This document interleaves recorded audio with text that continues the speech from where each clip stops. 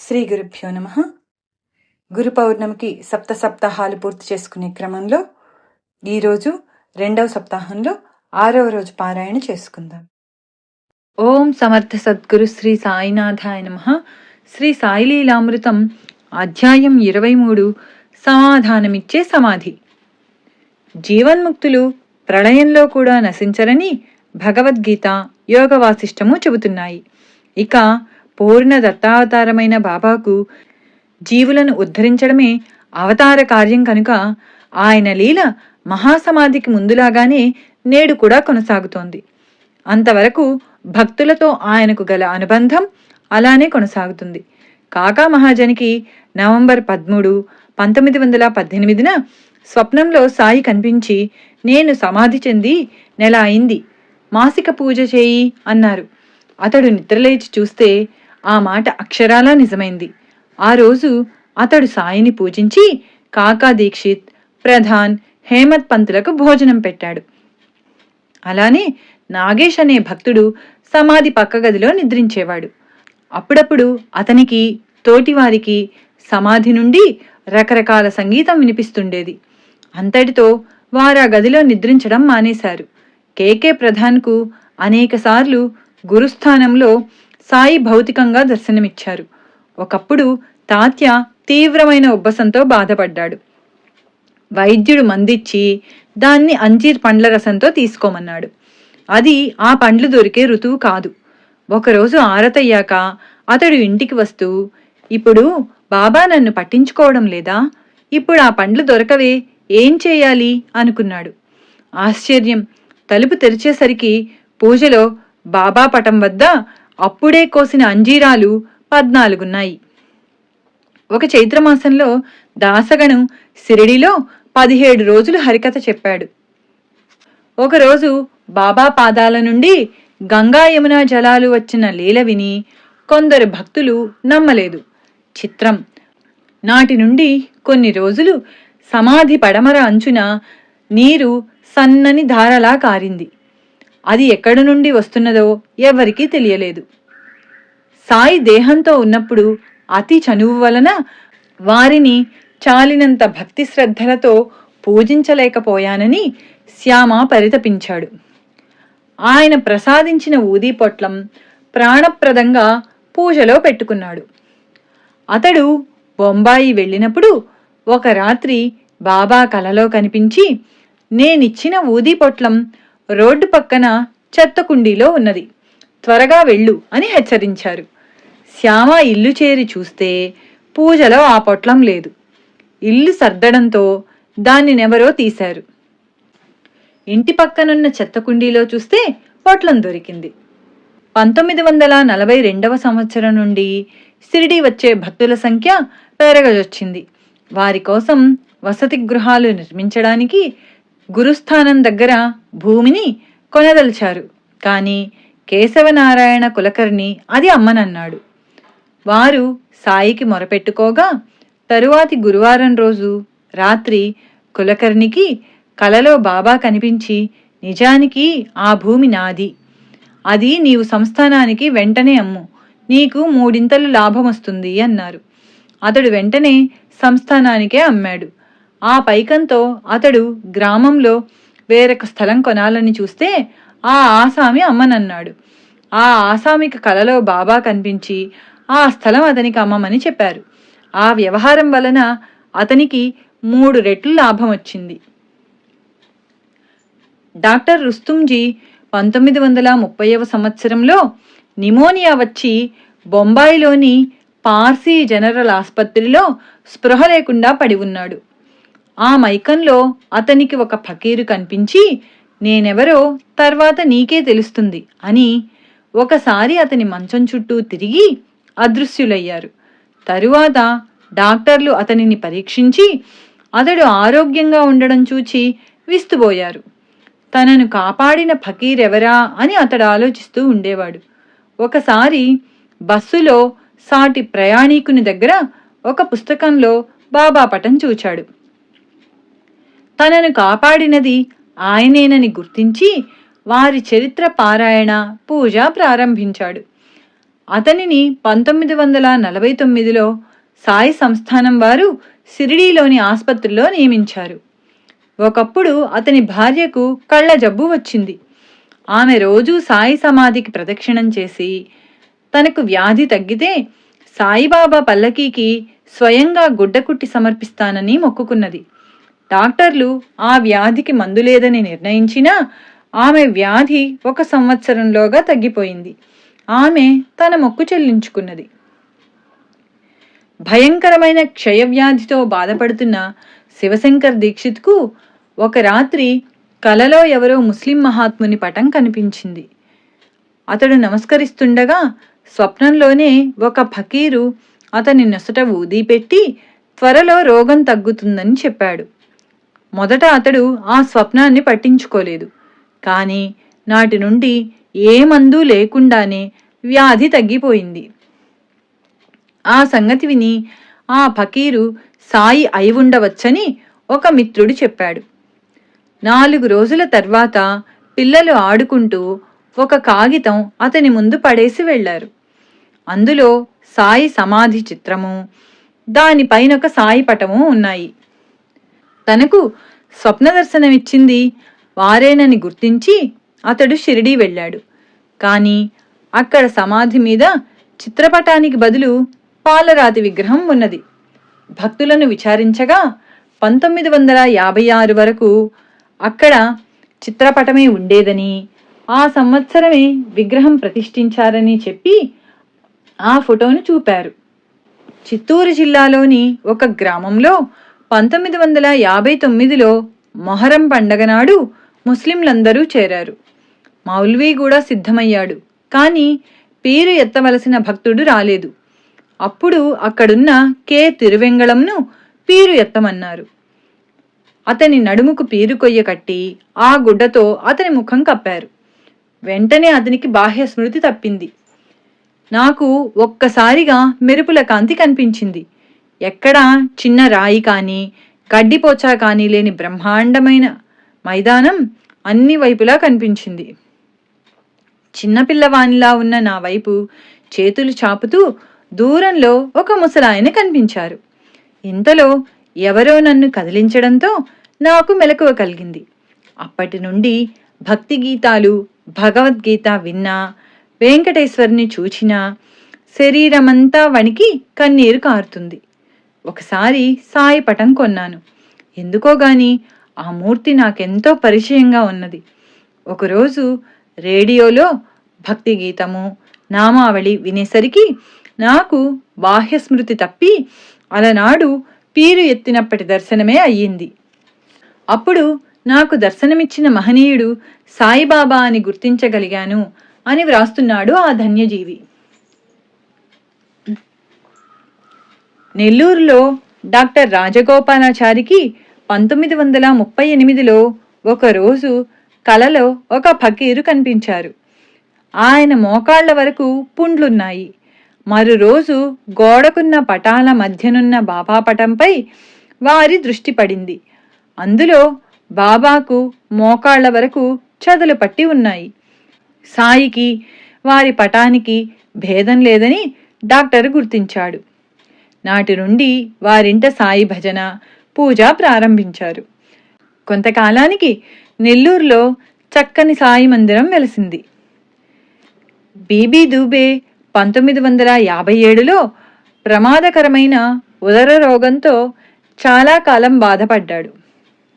వైద్యులు కూడా ఆశ వదలడంతో శ్రీకృష్ణుని ధ్యానిస్తున్నాడు. నాటి తెల్లవారుజామున కలలో కఫ్ని, తలకు గుడ్డా ధరించిన ఒక మహనీయుడు కనిపించారు. వెంటనే అతడు, ఆహా, ఈయనే నా గురువు అని కేకపెట్టాడు. ఆ కేకకు అతనికే మెలకువ వచ్చింది. అయినా ఆ సంగతి అతనెవ్వరికీ చెప్పలేదు. సంవత్సరాలు దొర్లిపోతున్నా ఆ మహనీయుడు మరపు రాలేదు. ఆయన గురించి ఏమైనా తెలుస్తుందేమోనని ఎన్నో ఆధ్యాత్మిక గ్రంథాలు, పత్రికలు చదువుతూ ఉండేవాడు.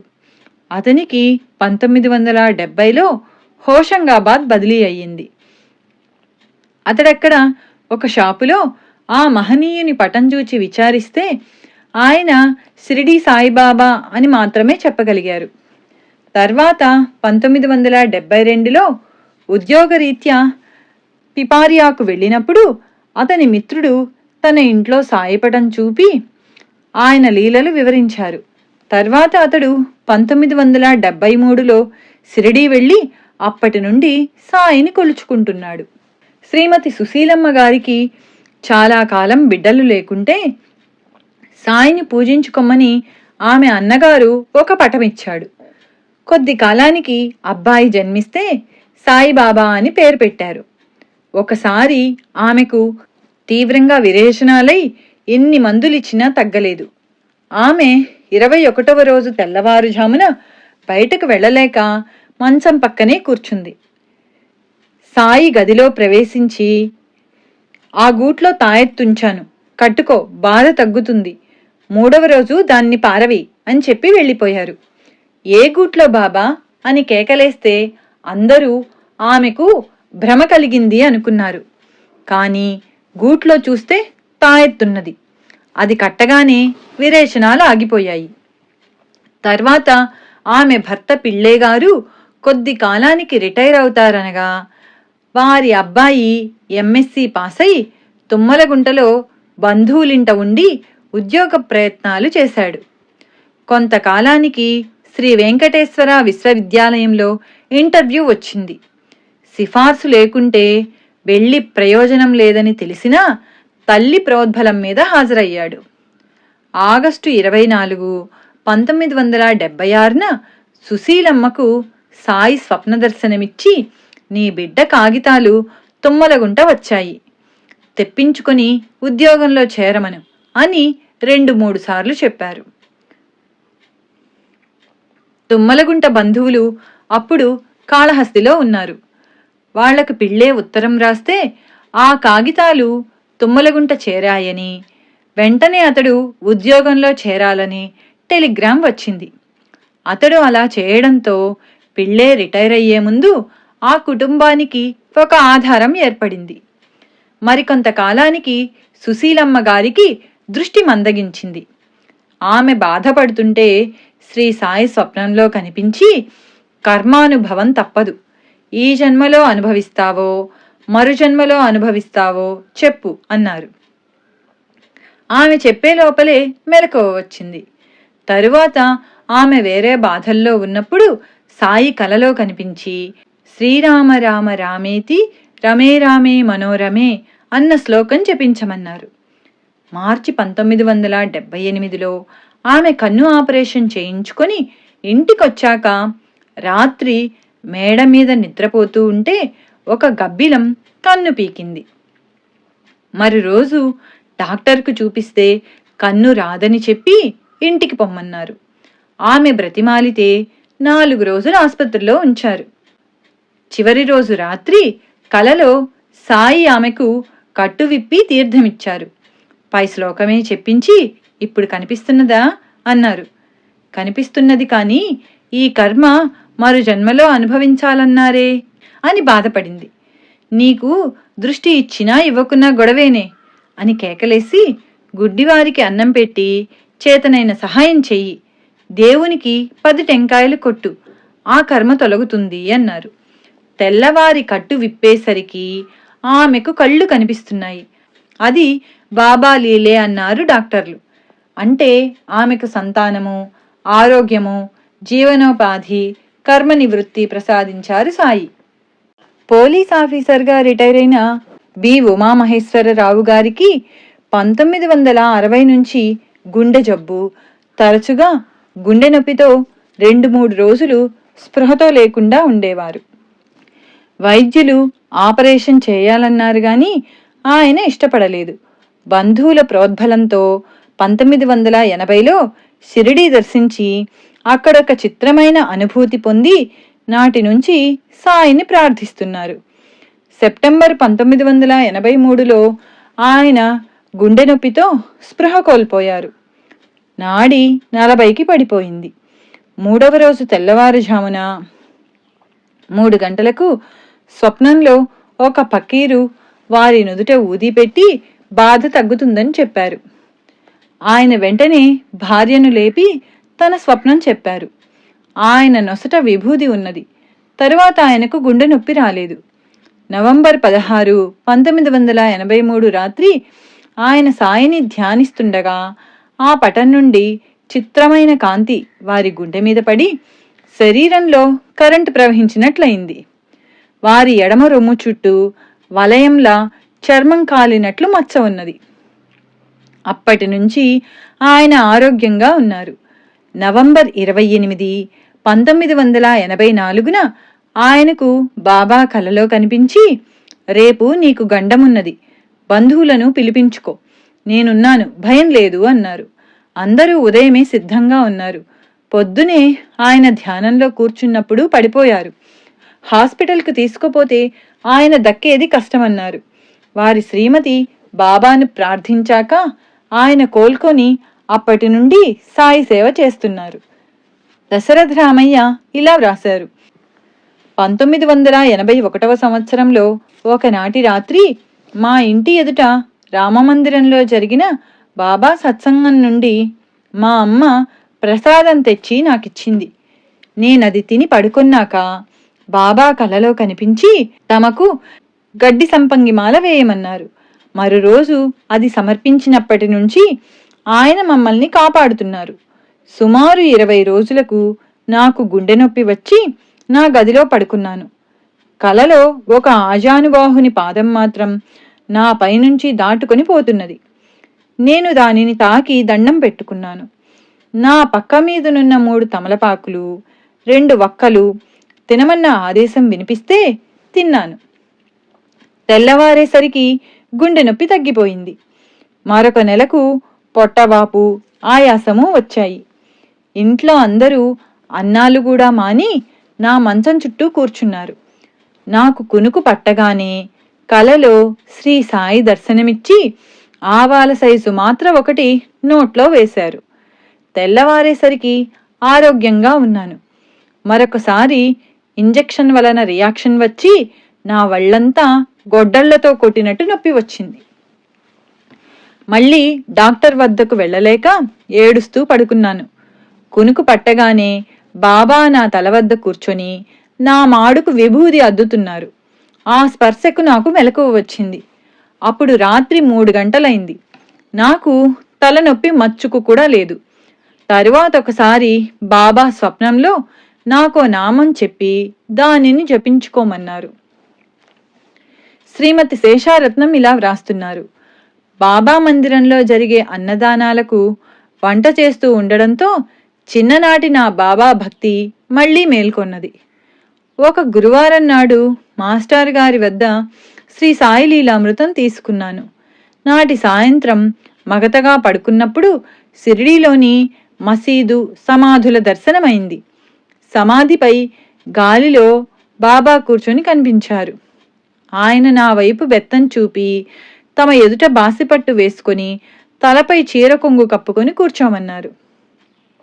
అప్పుడు ఒక యోగముద్ర చూపి అరబ్బీలో ఒక మంత్రం చెప్పి దానిని జపించమన్నారు. మెలకువ వచ్చేసరికి ఆ మంత్రం మర్చిపోయాను. ఆ విషయం మాస్టర్ గారితో చెబితే ఆయన ఆ మంత్రం కాగితం మీద వ్రాసిచ్చారు. మా 6 ఏళ్ల పాప శ్రీ సాయి లీలామృతం అక్షరాలు గుణించుకొని చదవడంలో తప్పులు దొర్లుతూ ఉంటే బాబా కల్లో కనిపించి సరిగ్గా చదవకుంటే తంతానని బెదిరించారు. పాప భయపడి చదవడమే మానేసింది. మాస్టర్ గారితో చెబితే పాపకు ప్రసాదమిచ్చి ఈసారి సరిగ్గా చదువు, బాబా కొట్టర్లే అన్నారు. నాటి రాత్రి పాపకు మళ్లీ కలలో బాబా కనిపించి భయం లేదు, చదువు అని ప్రేమగా చెప్పారు. కె నవనీతం ఇలా వ్రాస్తున్నది: నేను 1975లో ఎంఏ పాస్ అయి ఒక యోగ శిక్షణ శిబిరంలో శిక్షణ పొందుతూ ఉండగా ఒక సహపాఠి సులోచన చదువుతున్న శ్రీ సాయి లీలామృతం విని ఆ గ్రంథం తెప్పించి పారాయణ చేస్తున్నాను. ఒకరోజు ధ్యానంలో కాంతిమయ దేహంతో బాబా దర్శనమై చెప్పలేనంత సంతోషం కలిగింది. మరురోజు నా మేనల్లుడు జబ్బు చేసి చనిపోయినట్లు, నేను సాయిని స్మరించి తాకగానే అతడు జీవించినట్లు కనిపించింది. అప్పుడు మా ఊళ్ళో అతనికి జబ్బు చేసి కొద్దిలో ప్రమాదం తప్పిందట. ఒకప్పుడు ధ్యానంలో నా శరీరం పైకెగిరి దూరాన పడుతూ ఉండడం వలన ఒళ్ళు నొప్పులు, జ్వరము వచ్చాయి. అప్పుడు ఊది తీసుకొని బాబా సందేశం కోసం శ్రీ సాయిలీలామృతం తెరచి చూస్తే ప్రధాన్తో అతని తల్లికి వచ్చిన పక్షవాతం గురించి సాయి 4 రోజుల్లో తగ్గుతుంది అని చెబుతున్నారు. అందువలన నాకెంత బాధగా ఉన్నా మందు తీసుకోలేదు. 4వ రోజు రాత్రి 9:30 గంటలకు కూడా నొప్పులు తగ్గేలా లేవు. నేను, సులోచన బాబా గురించి, మాస్టర్ గారి గురించి 11:30 దాకా మాట్లాడుకొని పడుకున్నాము. నిద్ర పట్టిన 5 నిమిషాలలో నన్నెవరో బలంగా అదిమేసినట్లయి భయంతో బాబా అని కేక కూడా పెట్టలేకపోయాను. తెల్లవారేసరికి నొప్పులన్నీ తగ్గిపోయాయి. నాటి నుండి నా నోటి వెంట శివనామం బదులు సాయినామం దొర్లుతూ ఉండడం నాకే ఆశ్చర్యమనిపించింది. షిరిడీలో సమాధి మీద ఉన్న విగ్రహం చెక్కడానికి బొంబాయి నుండి తాలిం అనే శిల్పి వచ్చాడు. అనేక కోణాలలో తీసిన సాయి ఫోటోలే లేవు. బాబాకు తీసిన ఫోటోలు చాలా కొద్ది, అవి కూడా వేరు వయస్సులకు చెందినవి. కనుక తాలిం ఎంత శ్రమించినా నమూనామూర్తి తృప్తికరంగా రాలేదు. చివరి ప్రయత్నంగా అతడు సాయిని ప్రార్థించాడు. నాటి రాత్రి బాబా అతనికి కలలో కనిపించి, నన్ను మళ్ళీ చూడాలంటే సాధ్యం కాదు, జాగ్రత్తగా చూడు అన్నారు. అతడు సాయి చుట్టూ నెమ్మదిగా తిరుగుతూ ఆయన రూపాన్ని అన్ని వైపుల నుండి చూచాడు. తెల్లవారగానే ప్లాస్టర్తో చక్కని నమూనా మలచి దానిని బట్టి పాలరాతి విగ్రహం చెక్కాడు. దానిని శ్రీ సాయి శరణానంద 1956లో సమాధి మీద ప్రతిష్ఠించారు. అంటే అది సాయి ప్రత్యక్షంగా చేయించుకున్న మూర్తి అన్నమాట. సాయికి ఆయన విగ్రహానికి భేదం లేదు. శ్రీ దిలీప్ కుమార్ రాయ్ అను ప్రఖ్యాత సాధకుడు పూణేలో హరే కృష్ణ ఆశ్రమం స్థాపించాడు. వీరికొక మిత్రుడు 1968లో ఒక సాయి విగ్రహం ఇచ్చాడు.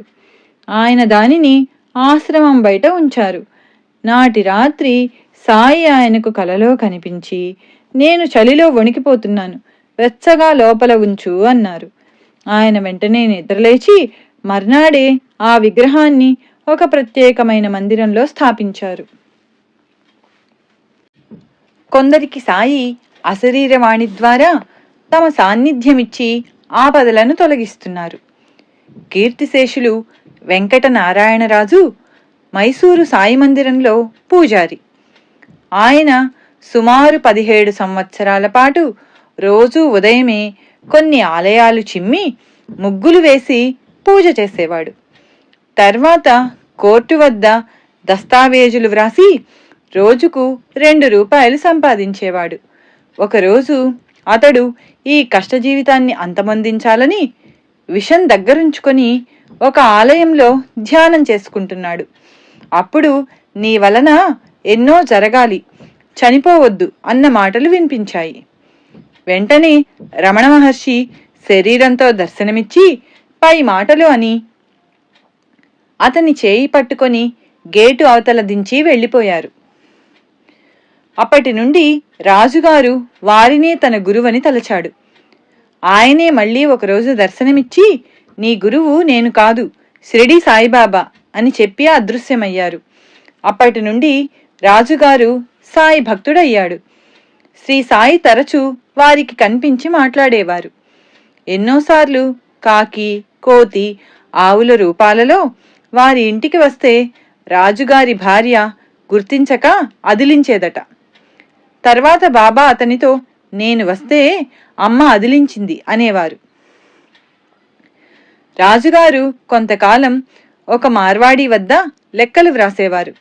ఒకరోజు బాబా, నీవికా కలం పట్టవద్దు, నా సేవ చేసుకో, అన్నం అదే వస్తుంది అన్నారు. రాజు వెంటనే ఆ పని మానేశాడు.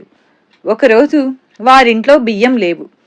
నాడు ఆ మార్వాడి భార్యకు బాబా పటంలో నుంచి వెంటనే రాజుకు బియ్యం పంపించు అని ముమ్మారు వినిపించి ఆమె వెంటనే బస్తా బియ్యం పంపింది గాని రాజుగారు ఇవి తీసుకోమని సాయినాతో చెప్పాలి కదా అన్నారు.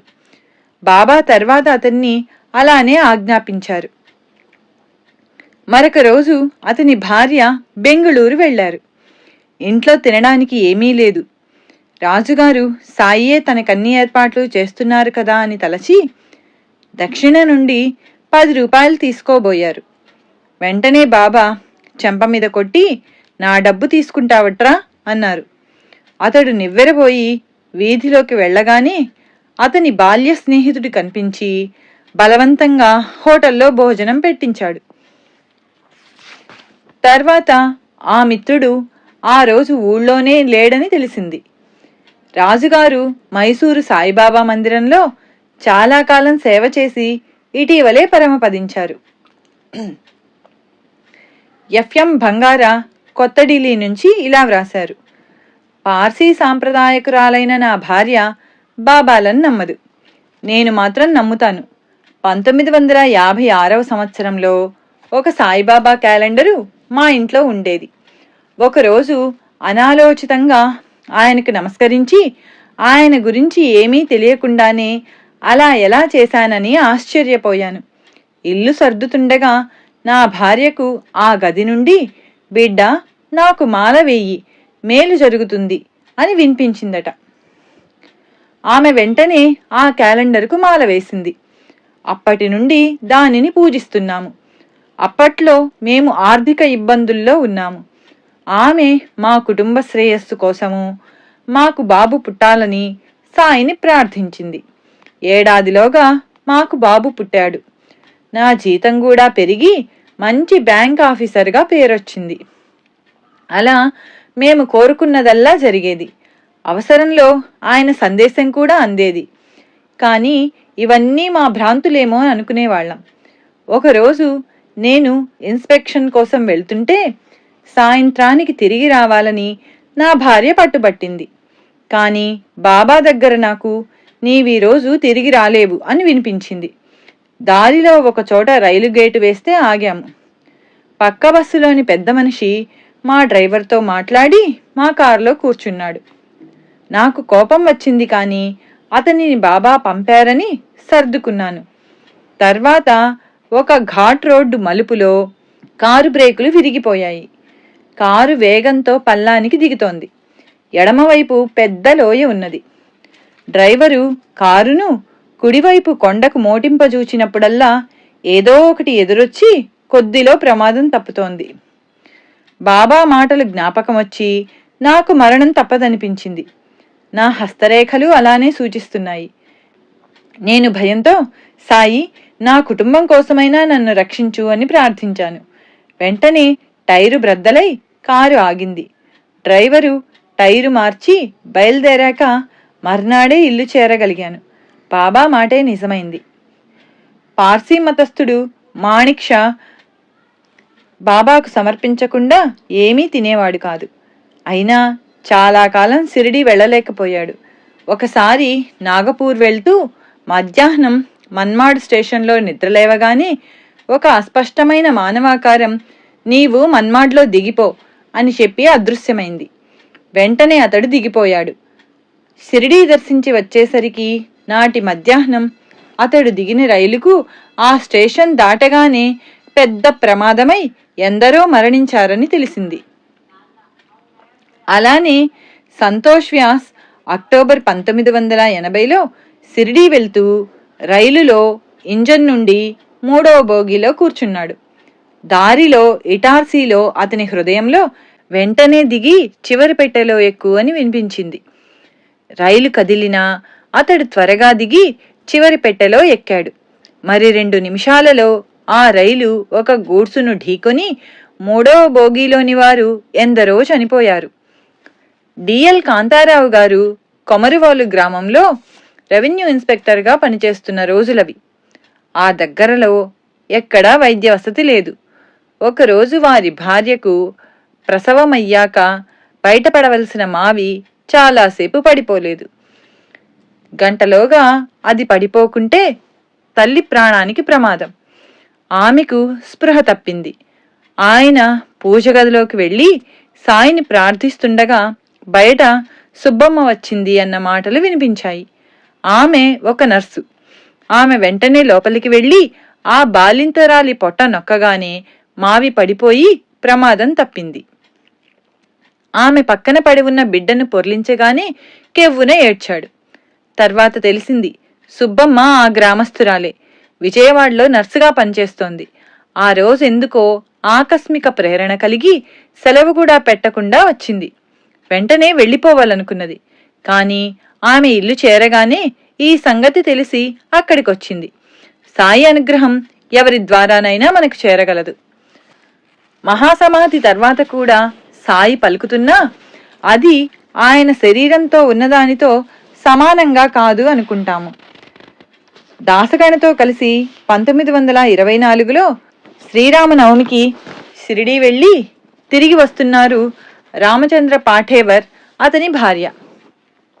మధ్యలో శ్రీమతి పాఠేవర్కు దాహమేస్తుంటే రైలు దిగి దూరాన పంపు దగ్గరకు వెళ్లగానే రైలు కదిలింది. ఆమె తొందరగా ఒక పెట్టెలో ఎక్కబోయి కాలు జారి రైలుకు ప్లాట్ఫారంకు మధ్యలో పడిపోయింది. అందరూ కేకలు పెట్టి గొలుసులాగారు. రైలు కొంచెం ముందుకు పోయి ఆగింది. ఆమె భద్రంగా ప్లాట్ఫారం పైకెక్కి కంగారు పడుతున్న జనంతో ఇలా చెప్పింది, కాలు జారగానే నాకేమీ తోచక బాబాను తలచాను. ఆయన నా పక్కనే కనబడి తమ చేతితో నన్ను ప్లాట్ఫారం కిందకు అదిమిపెట్టి నా పక్కనే ఉన్నారు కనుక నాకిక భయమేయలేదు. నేను పైకొచ్చే వరకు ఆయన కనిపిస్తూనే ఉన్నారు. ఆర్ఎస్ చిట్నీస్ 1950లో ఎవరో మహాత్ముని చిత్రపటం చూచి మంత్రముగ్ధుడయ్యాడు. ఆయన బాబా అని తెలిసాక వారి చరిత్ర చదివి 1952లో షిరిడీ వెళ్లి సాయి సమాధిని చూడగానే అతని జీవితమే మారిపోయి అపారమైన శాంతి అనుభవమైంది. అప్పటి నుండి బాబాను పూజించుకుంటున్నాడు. 1957వ సంవత్సరంలో తన చెల్లెలికి జబ్బు చేసిందని తెలిసి విమానాశ్రయంలో కూర్చున్నాడు. తాను బొంబాయి చేరేలోగా తన చెల్లెలికి జబ్బు తగ్గించమని ప్రార్థిస్తున్నాడు. ఇంతలో అతని పక్కనే కాళ్లకు చెప్పులు లేకుండా తెల్లని కఫ్ని, తలకు గుడ్డా ధరించిన ఒక వృద్ధ ఫకీరున్నారు. ఆయన నిరాశగా చేతులు తలా తిప్పి అదృశ్యమయ్యారు. ఇంకెవరూ ఆయన్ను చూడలేదట. అతడు బొంబాయి చేరేసరికి అతని చెల్లెలు మరణించింది. 1965వ సంవత్సరంలో అతనికి విపరీతమైన కడుపు నొప్పి వచ్చి నీరు త్రాగడం కూడా కష్టమైంది. డాక్టర్లు ఆపరేషన్ చేయాలంటే అతడు భయపడి బాబాను ప్రార్థించాడు. నాటి రాత్రి కలలో భయంకరులు 4 అతని పైబడ్డారు. వెంటనే సాయి వారి పైబడి తరిమేశారు. తెల్లవారేసరికి చిట్నీస్కు జబ్బే లేదు. 1966వ సంవత్సరంలో ఒక గురువారం సాయి చరిత్ర పారాయణ పూర్తి చేసి ఆగ్రా వెళ్లి దారిలో సాయి దర్శనమివ్వాలని ప్రార్థించాడు. సుమారు 60 మైళ్లు వెళ్ళాక కారు అకస్మాత్తుగా నిలిచిపోయింది. బాబా వంటి ఫకీరొకరు కారు పక్క నుండి ఆశీర్వదించి దక్షిణ తీసుకుని మాయమయ్యారు. డ్రైవరు బ్రేకులు వేయకపోయినా కారు ఆగిపోవడం, చిట్నీస్కు, వారి అబ్బాయికి, డ్రైవర్కు తప్ప కారులోని మరెవ్వరికీ ఆ ఫకీరు కనిపించకపోవడమే చిత్రం. ఇలాంటి అనుభవాలు సాయి అన్ని మతాల వారికి ప్రసాదిస్తున్నారు. ఓస్బోర్న్ అనే ఆంగ్లేయుడితో 1960లో కలకత్తాలో పక్క ఇంట్లో ఉన్న కుమారి డట్టన్ తన అనుభవం ఇలా చెప్పింది. ఆమె కొంతకాలం ఒక క్రైస్తవ మఠంలో ఉన్నాక అధికారులతో భేదం వచ్చింది. తాను ఆశ్రమం విడిచిపోయాక తన గతేమిటని ఆలోచిస్తూ దిగులుగా కూర్చున్నది. ఒక ఫకీరొచ్చి భయం లేదు, అంతా బాగుంటుంది అని చెప్పి దక్షిణ కోరాడు. వెంటనే ఆమెకు ప్రశాంతి కలిగింది. ఆమె వద్ద పైకం లేదంటే ఆయన, నీ సొరుగులో 35 రూపాయలున్నాయి చూడు అన్నారు. చూస్తే పైకమున్నది కాని ఫకీరే లేడు. క్రైస్తవ స్త్రీల ఆశ్రమంలోకి పురుషుడు ముస్లిము అయిన ఫకీరు ఎలా వచ్చాడన్నదే ఆశ్చర్యం. ఆమె ఆశ్రమం విడిచాక ఆమె మేనల్లుడు ఆమెనెంతో ప్రేమగా చూసుకుంటున్నాడు. ఇదంతా విని ఓస్బోర్న్ అప్పుడు ఆమెకు సాయిపటం చూపాడు. ఆమె ఆశ్చర్యంతో నాకు దర్శనమిచ్చింది వీరే అన్నది. మహబూబ్ బాషా సెప్టెంబర్ 30, 1982న తన భార్యకు గర్భకోశంలో వ్రణముంటే గూడూరులో డాక్టర్ సిఆర్ రెడ్డి గారి ఆసుపత్రిలో చేర్చాడు. ఆపరేషన్ జరుగుతున్నది. ఆపరేషన్ మధ్యలో ఆమె పరిస్థితి ప్రమాదించింది. బాషా ఒక్కడే డాక్టర్ గారి గదిలోని బాబాపటం ముందు నిలచి కన్నీటితో ప్రార్థిస్తుండగా వెనుక నుండి తెల్లని గుడ్డలు ధరించిన ఒక ఆజానుబాహువు భుజం తట్టి, నీ భార్యకు ఏమీ అవదు, బాధపడకు అన్నారు. బాషా కన్నీరు తుడుచుకొని మళ్లీ వెనుకకు తిరిగి చూచేసరికి అక్కడెవరూ లేరు. మరుక్షణమే రోగికి ప్రమాదం తప్పిందని నర్సు చెప్పింది. కర్నూలు నుంచి దయాల్ శరణ్ ఇలా వ్రాశారు. 1981 సంవత్సరంలో శ్రీ సాయిలీలామృతము, శ్రీ గురుచరిత్ర పారాయణ చేసి శ్రీ అయ్యప్ప దర్శనానికి వెళ్ళాను. వ్యాన్లో కొంత దూరం వెళ్ళాము. తర్వాత ఇరుముడితో కొండల మీదుగా కొంత దూరం వెళ్ళాక 49 సంవత్సరాల వయసు గల నాకు నీరసమొచ్చి దిక్కుతోచక బాబాను ప్రార్థించాను. కొద్ది క్షణాలలో చేతిలో కర్ర, కాళ్లకు రబ్బరు చెప్పులు వేసుకున్న ఒక వృద్ధుడొచ్చి నా ఎడమ చేయి తన చంకలో పెట్టుకొని, భయం లేదు, నిదానంగా నా వెంట నడువు అన్నారు. వెంటనే నీరసమంతా పోయింది. ఈయనెవరు కొండపైకి చెప్పులతో వచ్చాడు అనుకున్నాను. ఆ జనం తొక్కిడిలో కొందరు కాలు జారి పడుతున్నారు, కొందరి ఇరుముడులు పడిపోయాయి. అందరూ ఎంతో శ్రమపడి నడుస్తున్నారు. అరగంటలో లైట్లతో వెలుగుతున్న ఒక చోటుకు రాగానే నా చేయి వారి చంకలో నుంచి జారిపోయింది. వారికి కృతజ్ఞత చెప్పాలని చూస్తే ఆయనెక్కడా కనిపించలేదు. అందరి కాళ్ళు పరీక్షగా చూచాను, కాని చెప్పులేసుకున్న వాళ్ళెవరూ లేరు. ఆ రూపంలో సాయియే నన్ను గమ్యం చేర్చారు. ఒకరోజు షిరిడీకి 600 మంది భక్తులు వస్తున్నామని సాయి సంస్థానాధికారి పాఠక్ గారికి కబురు చేశారు. వారి ఏర్పాటుకు 1200 రూపాయలు కావాలి. కాని నాటి నిధులు ట్రెజరీలో జమ చేశామే, ఎలా అనుకుంటూ ఉంటే ఎవరో ఇద్దరొచ్చి, మేము త్వరగా వెళ్ళాలి, ఈ పైకం రేపు వినియోగించండి అని బ్రతిమాలి 1200 ఇచ్చి వెళ్ళిపోయారు. వాళ్ళు షిరిడీ గ్రామస్తులమని చెప్పారు. కాని విచారిస్తే ఆ గ్రామస్తులు కారని తెలిసింది. 3వ రోజు ఒక భక్తుడు పాఠక్తో, సాయి అబ్దుల్లా వచ్చి మీకు డబ్బిచ్చినట్లు నాకు 3 రోజుల క్రితం కలొచ్చింది అన్నాడు. బాబా తమ భక్తులనెన్నడూ పస్తుంచనన్నారు. బోరీబందర్కు చెందిన ఒక అడ్వకేట్ షిరిడీ వెళ్తుంటే టికెట్టు 100 రూపాయలు రైల్లో ఎవరో దొంగిలించారు. ఆ సంగతి ఎంత చెప్పినా టికెట్ కలెక్టర్ వినలేదు. అంతలో ఒక వృద్ధుడు అతని చేతికి ఒక టికెట్ ఇచ్చి తన వారొకరు రానందున ఆ టికెట్ అదనంగా ఉందని చెప్పాడు. తాను సాయి భక్తుడనని పరిచయం చేసుకుని అతని షిరిడీ ఖర్చులన్నీ కూడా భరించి బాబా చరిత్ర గ్రంథం కూడా ఇచ్చాడు. బొంబాయిలో తన చిరునామా కూడా ఇచ్చి వెళ్ళిపోయాడు. అడ్వకేట్ తిరిగి వస్తూ దారిలో చరిత్ర గ్రంథం తెరవగానే దానిలో 10 రూపాయల నోట్లు 10 ఉన్నాయి. అతడు ఇల్లు చేరేసరికి రైల్లో పోయిన పర్సు బాబా పటం దగ్గర ఉన్నది. ఆ వృద్ధుడికి ఇవ్వవలసిన పైకం తీసుకువెళ్లి బొంబాయిలో విచారిస్తే అతని ఆచూకీయే లేదు. ఆ వృద్ధుడు శ్రీ సాయిబాబాయే. రాహురిలో కులకర్ణి తండ్రి 1965లో జబ్బుపడ్డప్పుడు ఒక పకీరు వచ్చారు. రోగి భార్య ఆయనకు భిక్ష ఇచ్చి తన భర్తను రక్షించమని కోరింది. ఆయన చిటికెడు పాదధూళి ఇచ్చి, దీనిని నీళ్లలో వేసి తాగమను, 3 రోజుల్లోపల తగ్గుతుంది, వెంటనే నా దర్శనానికి షిరిడీ రమ్మను అని చెప్పి వెళ్ళిపోయారు. అలానే 3 రోజుల్లో అతని రోగం తగ్గింది. ఆ కుటుంబం షిరిడీ వచ్చి స్థిరపడ్డారు.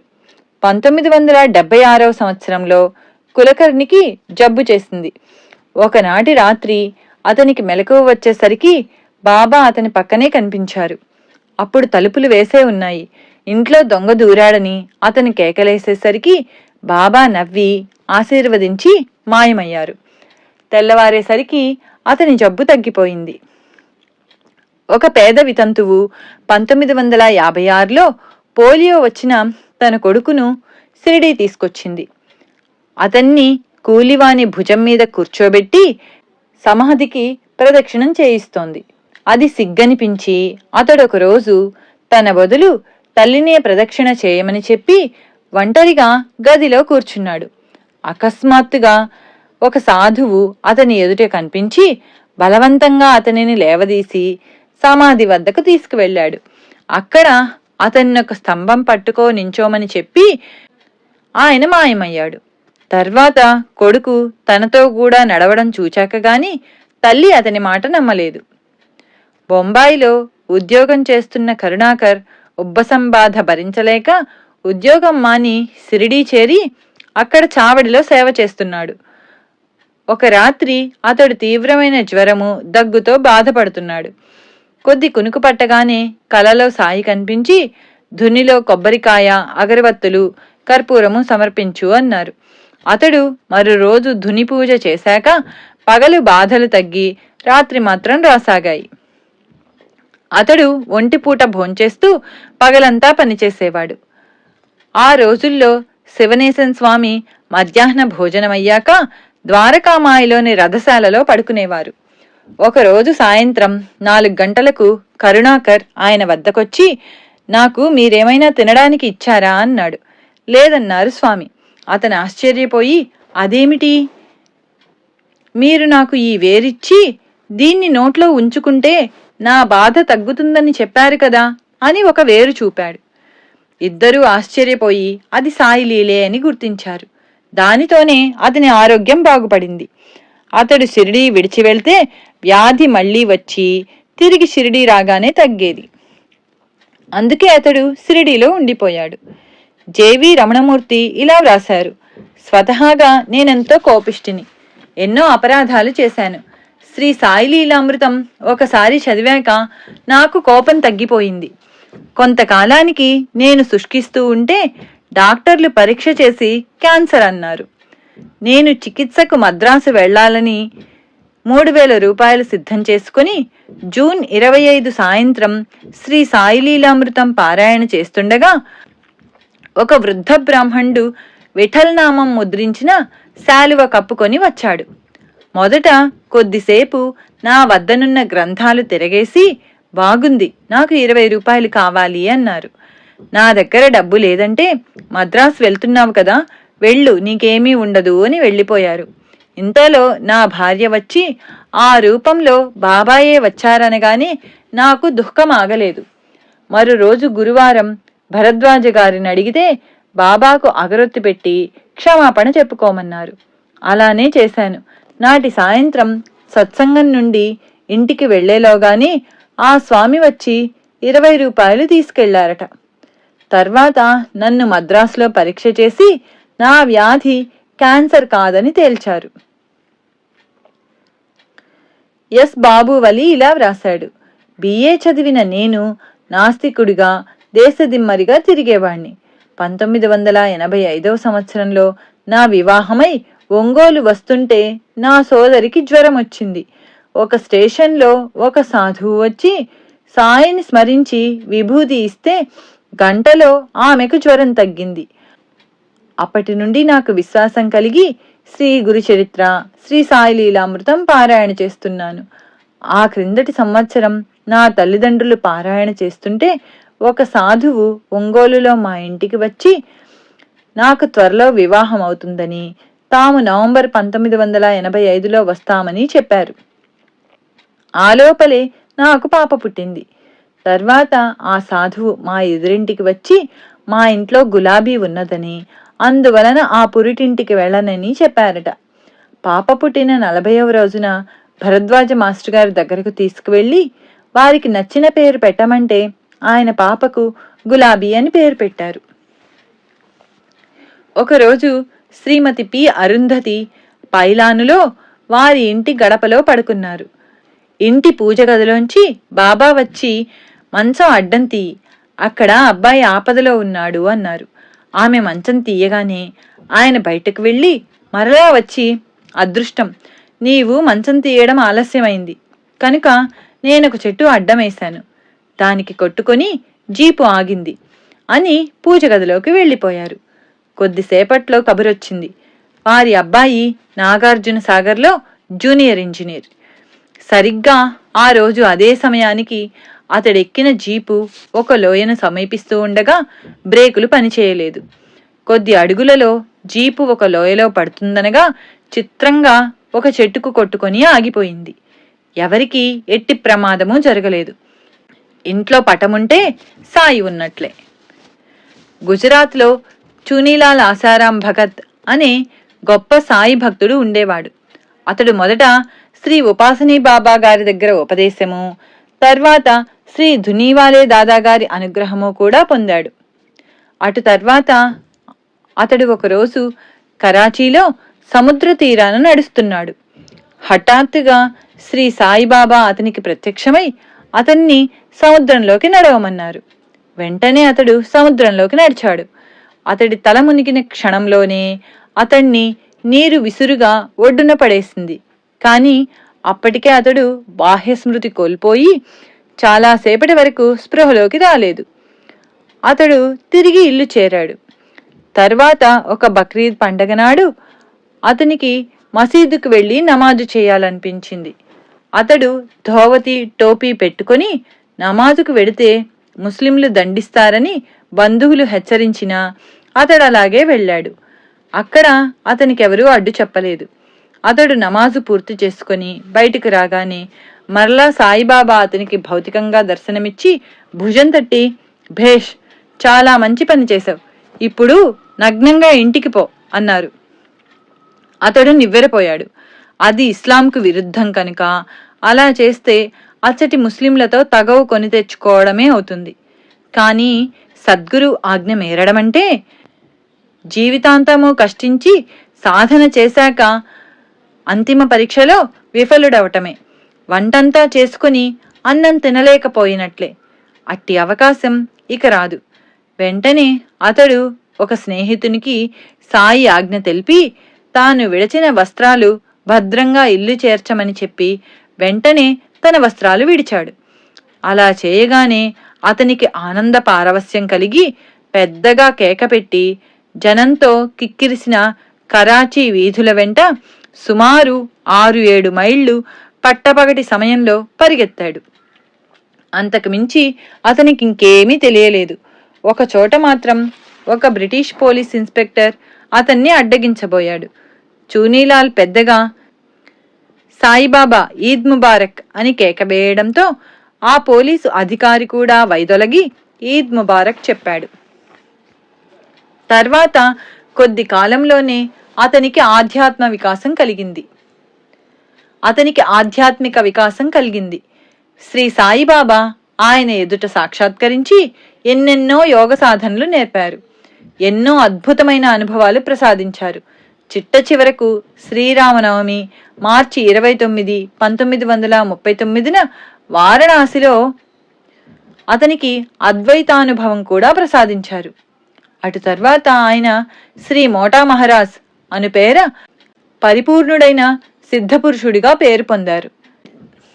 నశ్వరమైన శరీర సౌఖ్యాల పట్ల ఉదాసీనత చెంది అత్యంతిక సుఖం కోసం యత్నించే భక్తులకు పరమార్థాన్ని చేకూర్చడం శ్రీ సాయిబాబాకు ఎంతో సంతోషం అన్న శ్రీ సాయి సచ్చరిత్ర మరాఠీ వాక్యం ఎంత సార్థకమో. శ్రీ సచ్చిదానంద సమర్థ సద్గురు సాయినాథ్ మహారాజ్ కీ జై. శ్రీ సాయి లీలామృతం అధ్యాయం 23 సమాధానమిచ్చే సమాధి సంపూర్ణం. శ్రీ సాయి లీలామృతం అధ్యాయం 24 శ్రీ సాయిబాబా సూక్తులు. ఆత్మనిష్ఠులైన ఋషుల నోటి నుండి వెలువడిన వాక్యాలే వేదాలు, ఉపనిషత్తులు, ధర్మశాస్త్రాలు, పురాణాలు. బ్రహ్మాన్ని తెలుసుకున్నవాడు బ్రహ్మమే అవుతాడని కదా ఇవన్నీ చెప్పేది. కనుక అవి భగవంతుని వాక్యాలే. ఏ శాస్త్రంలో ఆరితేరిన వారి నోట ఆ శాస్త్రమే పలుకుతుంది. కారణం అది వారి అనుభవం. వారు ఆ రీతిన సాధన చేసి పూర్ణులయ్యారు కనుక వాటి అర్థాన్ని కూడా మళ్ళీ వారే మనకు చక్కగా వివరించగలరు.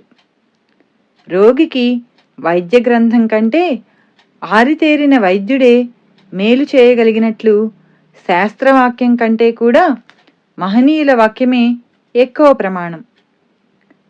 అందుకే వారిని ఆశ్రయించాక సర్వధర్మాన్ పరిత్యజ్య అన్న సూత్రాన్ని పాటించాలి. అందుకే సద్గురువును ఆశ్రయిస్తే శాస్త్ర షట్కం అక్కర్లేదు అన్నారు సాయి. అంతేకాదు, పరబ్రహ్మ స్వరూపులైన మహనీయుల అనుభవం నుండి వెలువడే వాక్యాలు వేదం వలె మంత్రాలు. వాటిని శ్రవణం చేసి మననం చేసి జీవించాలి. అదే ఉపనిషత్తులు, భగవద్గీత చెప్పేది. అనేక సందర్భాలలో వేరువేరు భక్తులతో శ్రీ సాయి చెప్పిన వాక్యాలు ఒక వరుసలో కూర్చుకొని చదివితే సంపూర్ణమైన ఆధ్యాత్మ బోధ లభిస్తుంది. కనుక వాటిని వేరువేరు సూక్తులుగా కాక వరుసలో కూర్చుకొని చూస్తే కానీ వాటికి సరి అయిన అర్థం బోధపడదు. బాబా: ఆద్యంతాలు లేని ఈ పాదాలు పరమ పవిత్రమైనవి. నాపై పూర్తి విశ్వాసముంచు, నీ కోరిక నెరవేరుతుంది. నాపై నీ దృష్టి నిలుపు, నేను నీపై నా దృష్టి నిలుపుతాను. నిన్ను చివరికంట గమ్యం చేరుస్తాను. నన్ను నమ్మిన వారిని ఎన్నడూ పతనం కానివ్వను. ఈ సద్బ్రాహ్మణుడు లక్షలాది జనాన్ని శుభ్రమార్గంలో గమ్యం చేరుస్తాడు. నన్నే ధ్యానించి నా లీలలు గానం చేసేవారు నేనుగా మారిపోతారు.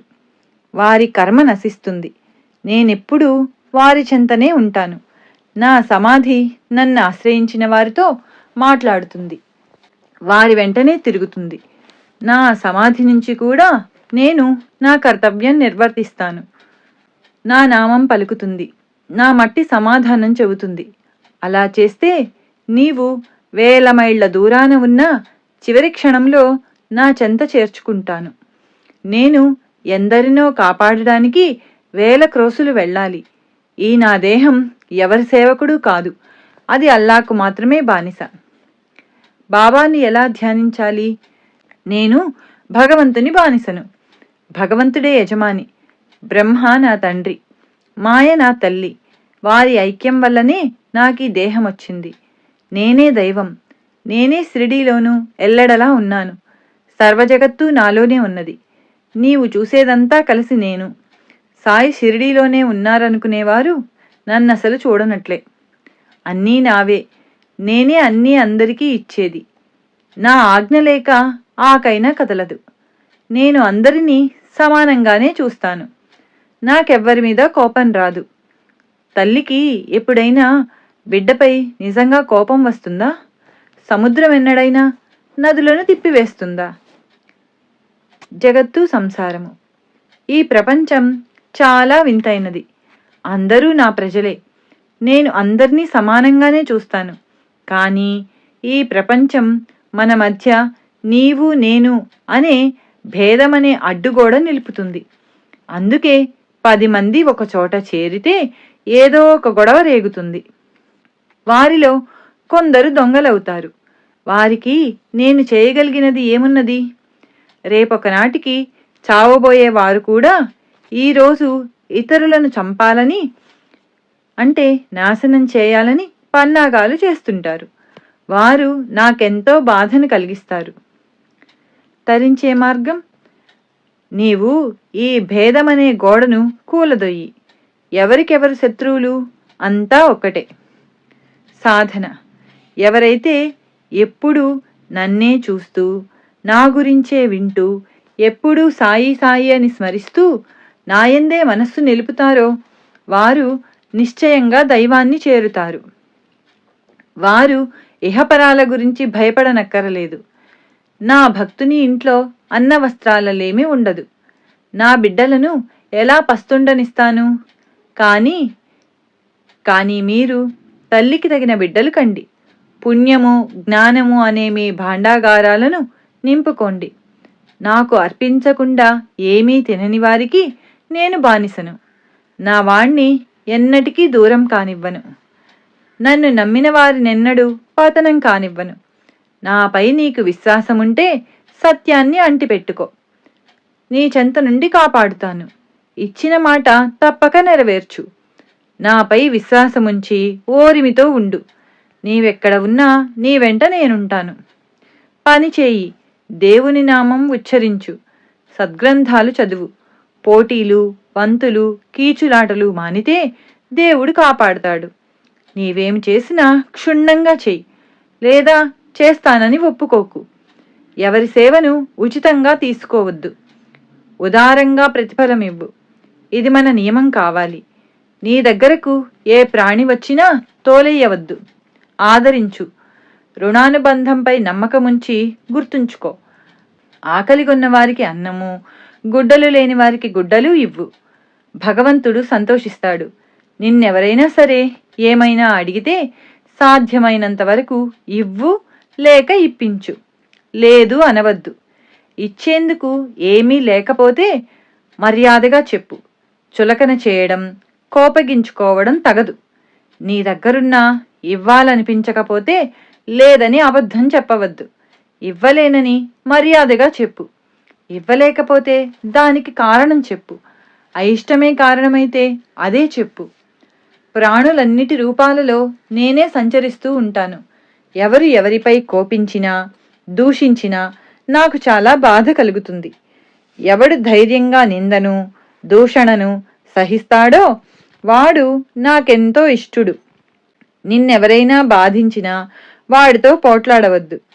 సహించలేకపోతే 1-2 మాటలలో ఓర్పుగా సమాధానం చెప్పు. లేకుంటే నా నామం స్మరించి అక్కడ నుండి వెళ్ళిపో. వాడితో యుద్ధం చేసి దెబ్బకు దెబ్బ తీయవద్దు. నీవెవ్వరితో అయినా పోట్లాడితే నాకు చాలా ఏహ్యం కలుగుతుంది. ఎవరి గురించి తప్పుగా మాట్లాడవద్దు. నీ గురించి ఎవరైనా మాట్లాడినా చెలించకు. వాడి మాటలు నీకేమీ గుచ్చుకోవు కదా. ఇతరులు చేసే పనులకు ఫలితం వారే అనుభవిస్తారు. నీవు చేసే పనుల ఫలితమే నీకుంటుంది. తక్కిన ప్రపంచం తలక్రిందులు కానివ్వు. దాన్ని లక్ష్యపెట్టక రుజుమార్గంలో వెళ్ళు. ఆనందానికి ఇదే మార్గం. అరిషడ్వర్గాలలో అసూయను జయించడం చాలా సులువు. దాని వలన మనకు ఏ లాభమూ లేదు, అవతల వారికి ఏ నష్టమూ లేదు. అసూయంటే ఇతరుల బాగును సహించలేకపోవడమే. ఓర్చుకోలేక అపవాదులు కల్పిస్తాము. వారు నష్టపోతే సంతోషిస్తాం. దాని వలన మనకేమి ప్రయోజనము? అవతల వాడికి మంచి జరిగితే మనకేం నష్టం? కానీ ఇది ఎవ్వరూ ఆలోచించరు. వాళ్ళు బాగుపడితే మనకే మేలు జరిగినట్లు భావిద్దాం, లేదా మనము ఆ మేలును పొందే ప్రయత్నం చేద్దాం. వాడు మన సొత్తేం లాక్కున్నాడు?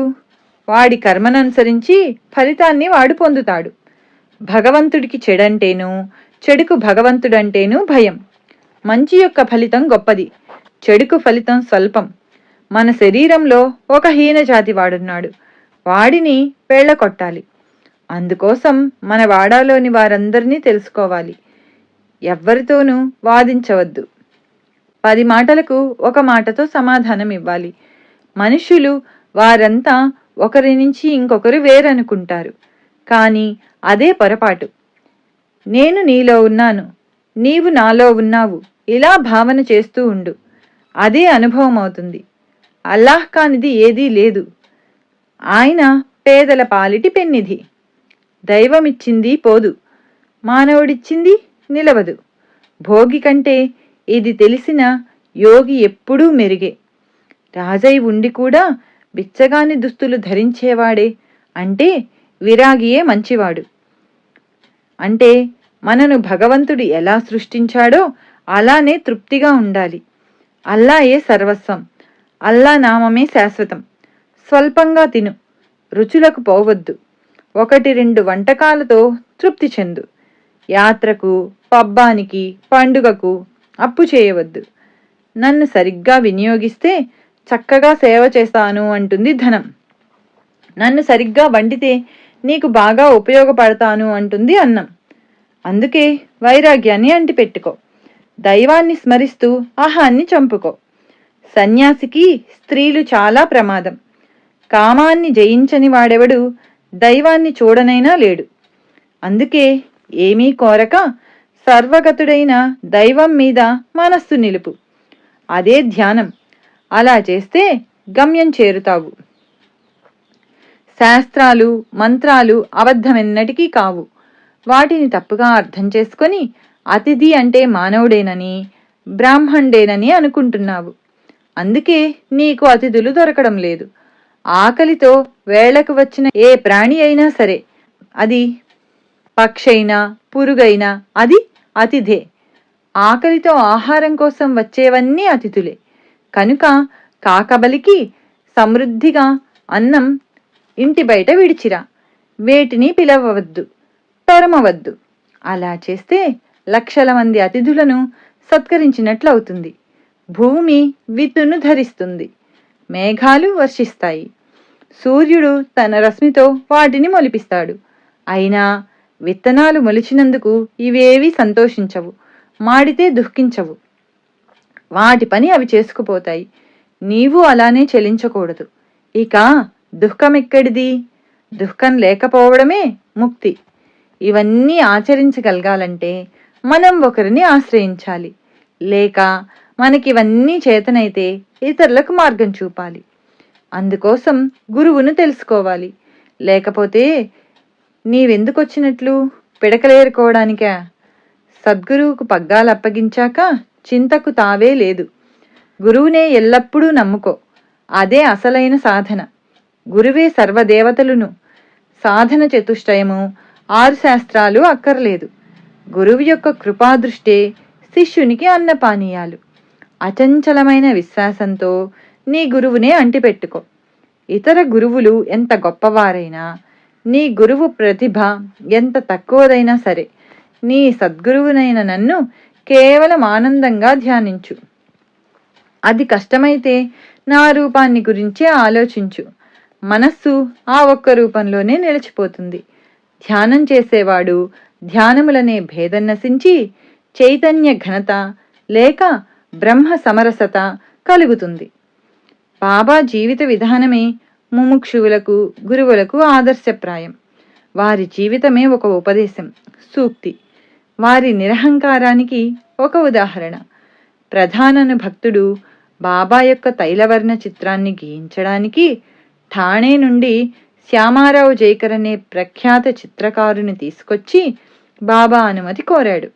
బాబా సవినయంగా ఇలా అన్నారు: పేద ఫకీరునైన నా చిత్రం గీయడమెందుకు? శ్యామా, నీవు టీచర్వి, అంతకంటే నీ చిత్రమే గీయించుకోవచ్చు కదా. చివరకు భక్తుల కోరికపై ఆయన అంగీకరించక తప్పలేదు. శ్రీ సచ్చిదానంద సమర్థ సద్గురు సాయినాథ్ మహారాజ్ కీ జై. శ్రీ సాయి లీలామృతం అధ్యాయం 24 శ్రీ సాయిబాబా సూక్తులు సంపూర్ణం. ఓం సమర్థ సద్గురు శ్రీ సాయినాథాయ నమః. శ్రీ సాయి లీలామృతం అధ్యాయం 25 నిత్య సత్యుడు. మహాసమాధి చెందాక కూడా సాయి యథాపూర్వం శాశ్వతంగా ఉంటారని వారి సూక్తులన్నీ సూచిస్తున్నాయి. కనుక ఆయన సశరీరులుగా ఉన్నప్పుడు జరిగిన లీలలు నేటికి అంతగానూ జరుగుతున్నాయి. శ్రీ సాయి నేటికీ తాము సకల దేవతా స్వరూపులమని భక్తులకు అనుభవాలను ఇస్తున్నారు. ఆయన నిత్య సత్యులు. దత్తస్వామి శశికాంత్ రాట్వే శ్రీ గురుచరిత్ర పారాయణ, గాన్గాపూర్ దర్శనము చేస్తూ ఉండేవాడు. 1953వ సంవత్సరంలో ఒకనాడు కలలో ఒక తెల్లని కుక్క అతణ్ణి ఒక దర్గా వద్దకు తరుముకొచ్చింది. అక్కడ జబ్బ మీద చిరిగిన జుబ్బా, తలకు గుడ్డ, నొసట చందనము గల ఒక మహాత్ముడు అతనిని చూచి, అల్లా మాలిక్, నీకోసం ఎంతో కాలంగా చూచి నా సేవకుడు అబ్దుల్లాను పంపాను. భిక్షాటనం మా ఆచారం, నీకదే పెడతాను అంటూ తమ భిక్షాపాత్రలోని అన్నము ఒక అణాకాసు ఇచ్చారు. మీరు ముస్లింలు, నేను దగ్గరికి రాను, మీరిచ్చినవి తీసుకోను అన్నాడు శశికాంత్. ఆయన, నేను సాయిబాబాను, నా వేషం ఎలా ఉన్నా నేను నృసింహ సరస్వతి వేరు కాదు. షిరిడి నా రాజ్యానికి ముఖ్య పట్టణం, ఇది దర్గా కాదు, వెళ్ళి చూడు అని అతని చేతిలో తమ మృదువైన తమ చేయి ఉంచారు. దర్గా లోపల ఎడమవైపు గదిలో సత్యనారాయణ పూజ చేస్తున్నారు. పక్కనే కొబ్బరికాయలు కొట్టే స్థలం ఉన్నది. శశికాంత్, నేను షిరిడి ఎప్పుడు వెళతాను అన్నాడు. సెప్టెంబర్ 16, 1965న సాయంత్రం 4 గంటలకు వెళతావు. ఇప్పటి నా గుడ్డలే ఆ రోజు కూడా అసటి విగ్రహంపై ఉంటాయి అన్నారు బాబా. 10 సంవత్సరాలు గడిచిపోయాయి. సాయి ముస్లిం అని, హిందూ ద్వేషి అని ఎవరో చెప్పడం వలన ఆయనపై సద్భావం పోయింది. అతడు ఉద్యోగం కోసం 1964లో కోపర్గాం వెళ్ళినప్పుడు ఆసామి ఊళ్ళో లేడు. అతడు ముందు సాయి భక్తులకే ఉద్యోగమిస్తాడని విని శశికాంత్ షిరిడీ చేరేసరికి సాయంత్రం 4 గంటలైంది. అక్కడ విగ్రహానికి వేసిన దుస్తులు అలనాడు కలలోని ఫకీరు ధరించినవే. నాడు సెప్టెంబర్ 16. సాయి చెప్పినది అక్షరాలా నిజమైంది. ఆ ఉద్యోగం వచ్చి కోపర్గాంలో పనిచేసిన 3 సంవత్సరాలలో అతడు తరచూ షిరిడీ దర్శించేవాడు. పాండురంగనే దత్తభక్తుడు భీడ్ వద్ద గోదావరి చక్కెర ఫ్యాక్టరీలో పనిచేసేవాడు. అతడు షిరిడీ దర్శించి శాంతిని పొందాడు. అయినా సాయి దత్తావతారమైతే తనకట్టి నిదర్శనం కావాలని ప్రార్థించాడు. నాటి రాత్రి బాబా కలలో కనిపించి, నేను దత్తాత్రేయుడు వేరు కాదు, ఇక నుండి నీవు గాన్గాపూర్ వెళ్ళనవసరం లేదు అన్నారు. మనాకీవాలాకు 1952లో వంటికి నీరు, కడుపులో పుండు వచ్చి నోట నెత్తురు పడేది. అతడు 2 రోజులలో మరణిస్తాడని డాక్టర్లన్నారు. మిత్రులు చెబితే అతడు బాబాను ప్రార్థించాడు కాని ఆయన ముస్లిం అని సందేహించాడు. ఒక ఉదయం సాయి దర్శనమిచ్చి, నేను ఫకీరునుగాను, దత్తాత్రేయుడను, తాజుద్దీన్ బాబా, ధునీవాలా దాదా, అక్కల్కోట స్వామి, వాసుదేవానంద సరస్వతి రూపాలలో కూడా నేను నా కార్యం నిర్వహిస్తున్నాను అన్నారు. తర్వాత డాక్టర్లు పరీక్షించి ఇక 2 గంటలలో అతడు మరణిస్తాడన్నారు. వాళ్ళు వెళ్ళగానే అతనికి, అతని తల్లికి ఒక వింతైన వెలుగు, దాని వెనుక బాబా దర్శనమిచ్చి, భయం లేదు, నీ బాధ తొలగించాను, నీ కొడుకును షిరిడీ పంపు అని చెప్పి బయటకు వెళ్ళిపోయారు. అతని కొడుకు చిన్నవాడు. రోగి మరణిస్తే అంత్యక్రియలకు అతడుండాలి కదా అనుకుని కూడా సాయి చెప్పారని అతన్ని షిరిడీ పంపారు. నాటి సాయంత్రం మళ్లీ బాబా కనిపించి, నేను నీ బిడ్డ వెంటే ఉన్నాను, అతడు క్షేమంగా షిరిడీ చేరినట్లు రేపు తంతి వస్తుంది అన్నారు. అలానే మర్నాడు తంతి వచ్చింది. వెంటనే రోగికి విరేచనాలు అధికమై అతడి బరువు 300 నుండి 75 పౌండ్లకు తగ్గింది. కొద్ది నెలల్లో జబ్బు తగ్గింది. తరువాత ఆగస్టు 23, 1954న బాబా అతనికి కనిపించి చేతిలోని సట్కాను ఊగిస్తూ, నా భక్తుల ఎదుట నేనెప్పుడూ ఉన్నాను అన్నారు. రైల్వే గుమాస్తా వినాయక్ దాజీ భావే తనకు సద్గురువు లభించాలని గురుగీత నిత్యపారాయణం చేసి దత్తమందిరానికి వెళుతూ ఉండేవాడు. ఒక గురువారం ఆ మందిరంలో దత్తమూర్తికి బదులు ఎవరో మహాత్ముని సమాధి దర్శనమైంది.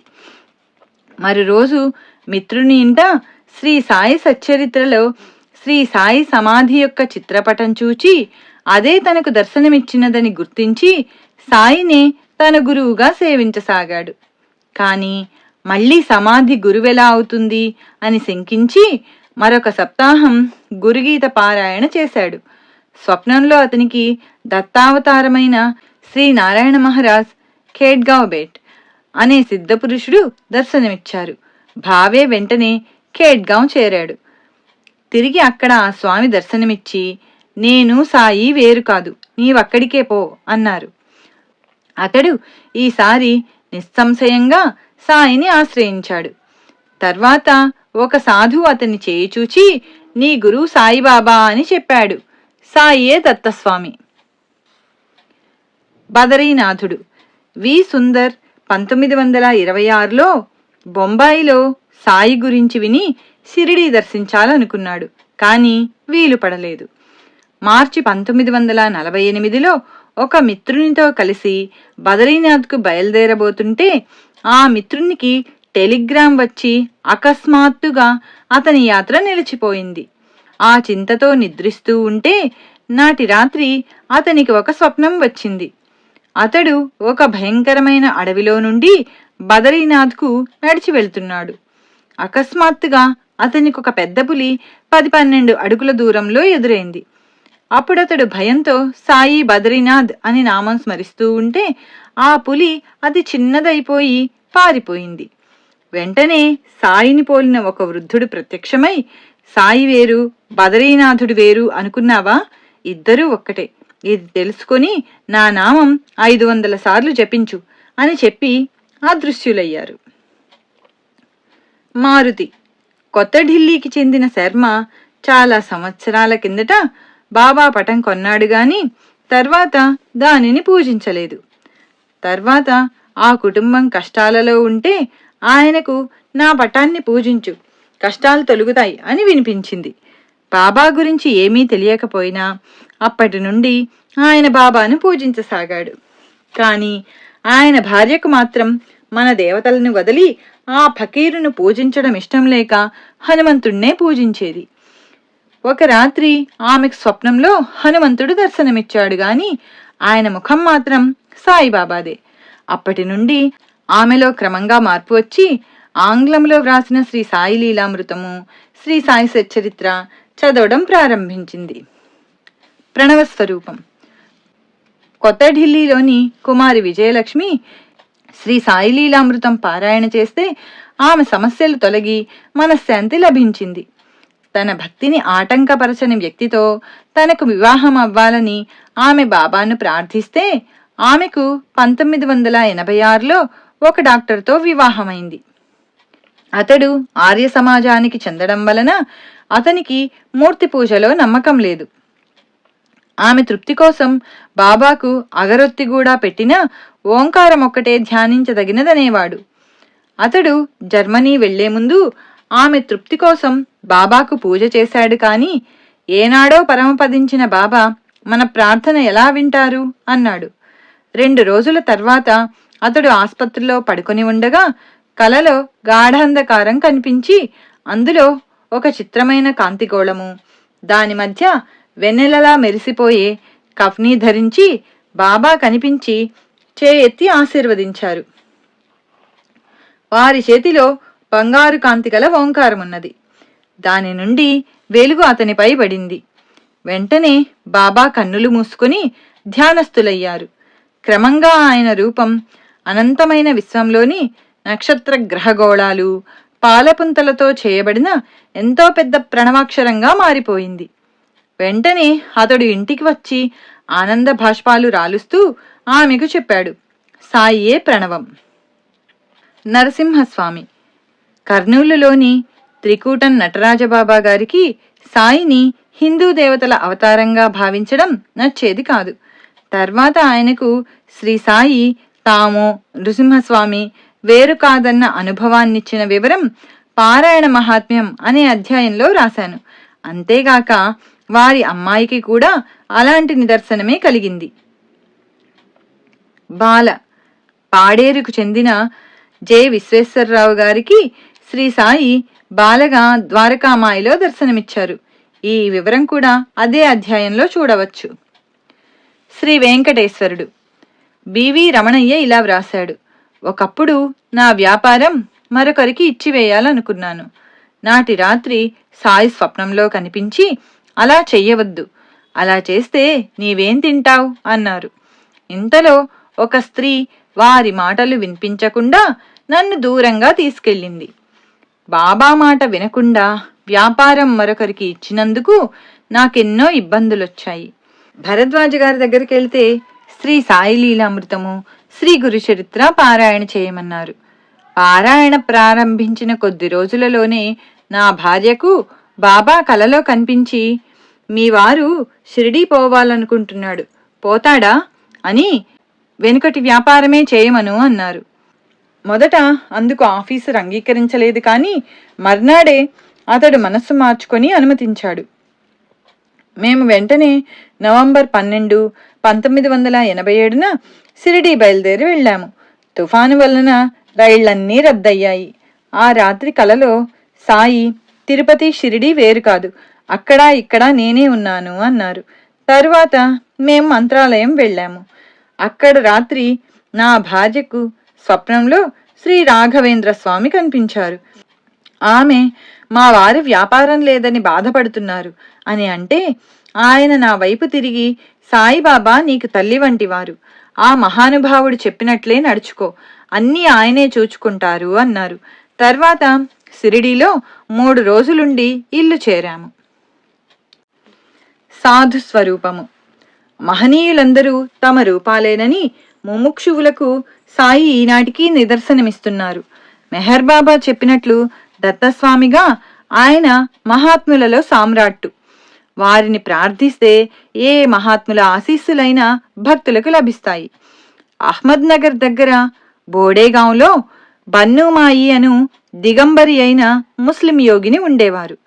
నిండు యవ్వనంలోనే ఆమె దిగంబరిగా సంచరిస్తూ ఉంటే లోకులు ఆమెను పిచ్చిదనుకునేవారు. నానా చందోర్కర్ ఒకప్పుడు బాబా అనుమతితో ఆమె దర్శనానికి వెళ్ళాడు. చాలాసేపు ఆమె కనపడలేదు. సాయిని ప్రార్థించిన కొద్దిసేపట్లో ఆమె అతని ఎదుటకు వచ్చింది.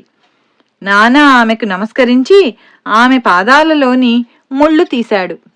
ఆమె వెంటనే వెళ్ళిపోయింది. ఆమె స్నానం చేసి తాను సమర్పించిన వస్త్రాలు, ఆభరణాలు ధరించి తన గుడారంలో నైవేద్యం స్వీకరించాలని నానా మరలా బాబాను ప్రార్థించాడు.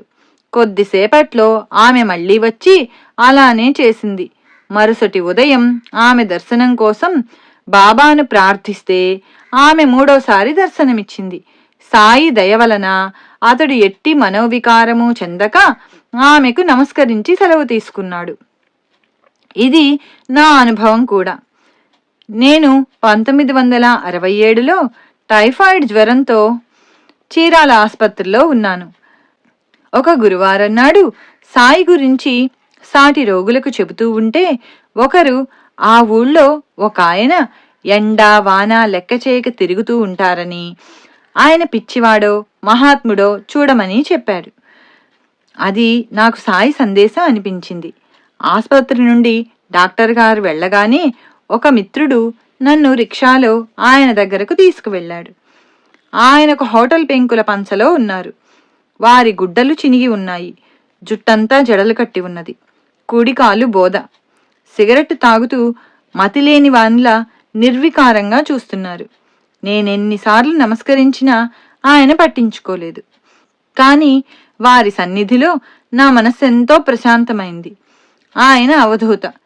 ఎవరి సన్నిధిలో చిత్తం శాంతిస్తుందో వారు జ్ఞానులని రమణ మహర్షి చెప్పారు.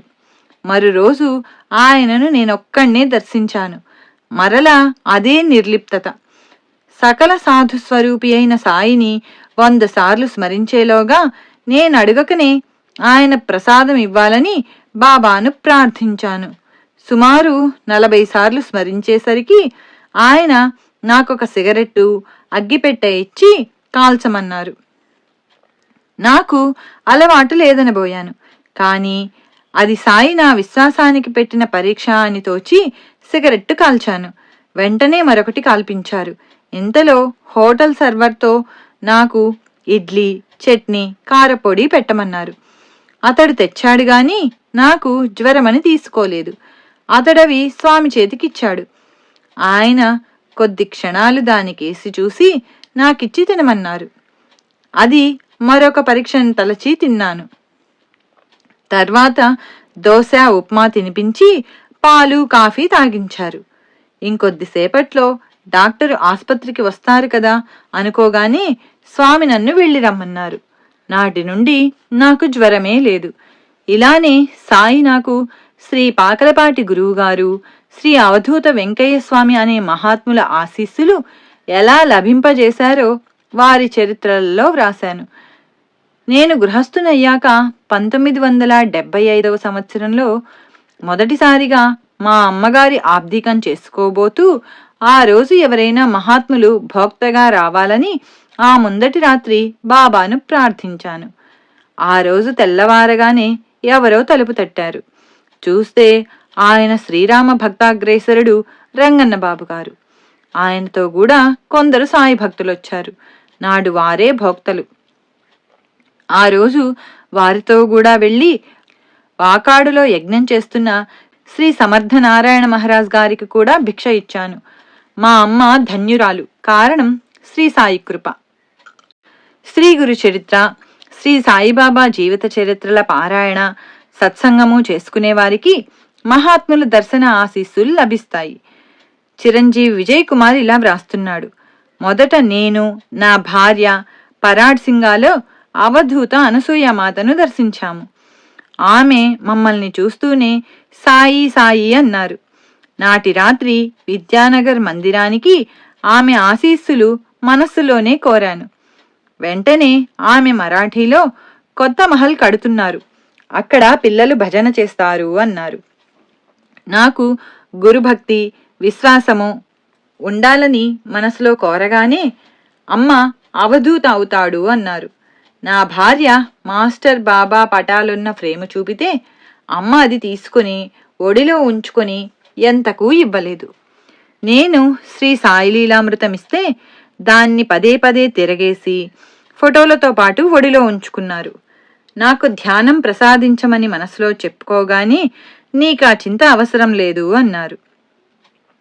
తర్వాత నా భుజం మీద చేయి వేసి ఊరంతా తిరిగాక తమను ఎత్తుకొని తీసుకుపోమ్మన్నారు. నేను ఆమె నిలయం చేరాక సెలవిచ్చారు. తర్వాత టాకల్ ఘాట్లో శ్రీ యుక్తుబాబా, మూర్తిజాపూర్లో శ్రీ పుండలీక మహారాజులను దర్శించి షిరిడీ చేరాము. అక్కడ అవధూత శ్రీ పోతే బాబా 3 రోజులు మా వద్ద భిక్ష తీసుకుని కాళ్ళు వత్తించుకున్నారు. మరొకరు వత్తబోతే అంగీకరించలేదు. తర్వాత మీరిద్దరూ నావాళ్లు అని మా ఇద్దరి చేతులు తమ తలపై నుంచుకున్నారు. తర్వాత శ్రీ గజానన్ మహారాజ్ కూడా విద్యానగర్ మందిరానికి మాకు ఆశీస్సులిచ్చారు. సత్సంగ సభ్యుడు చిరంజీవి శ్రీనివాసుల రెడ్డి కూడా 1979లో అనసూయామాతను దర్శించాడు. అప్పుడామె గుడ్డ కప్పుకొని నిద్రపోతున్నారు.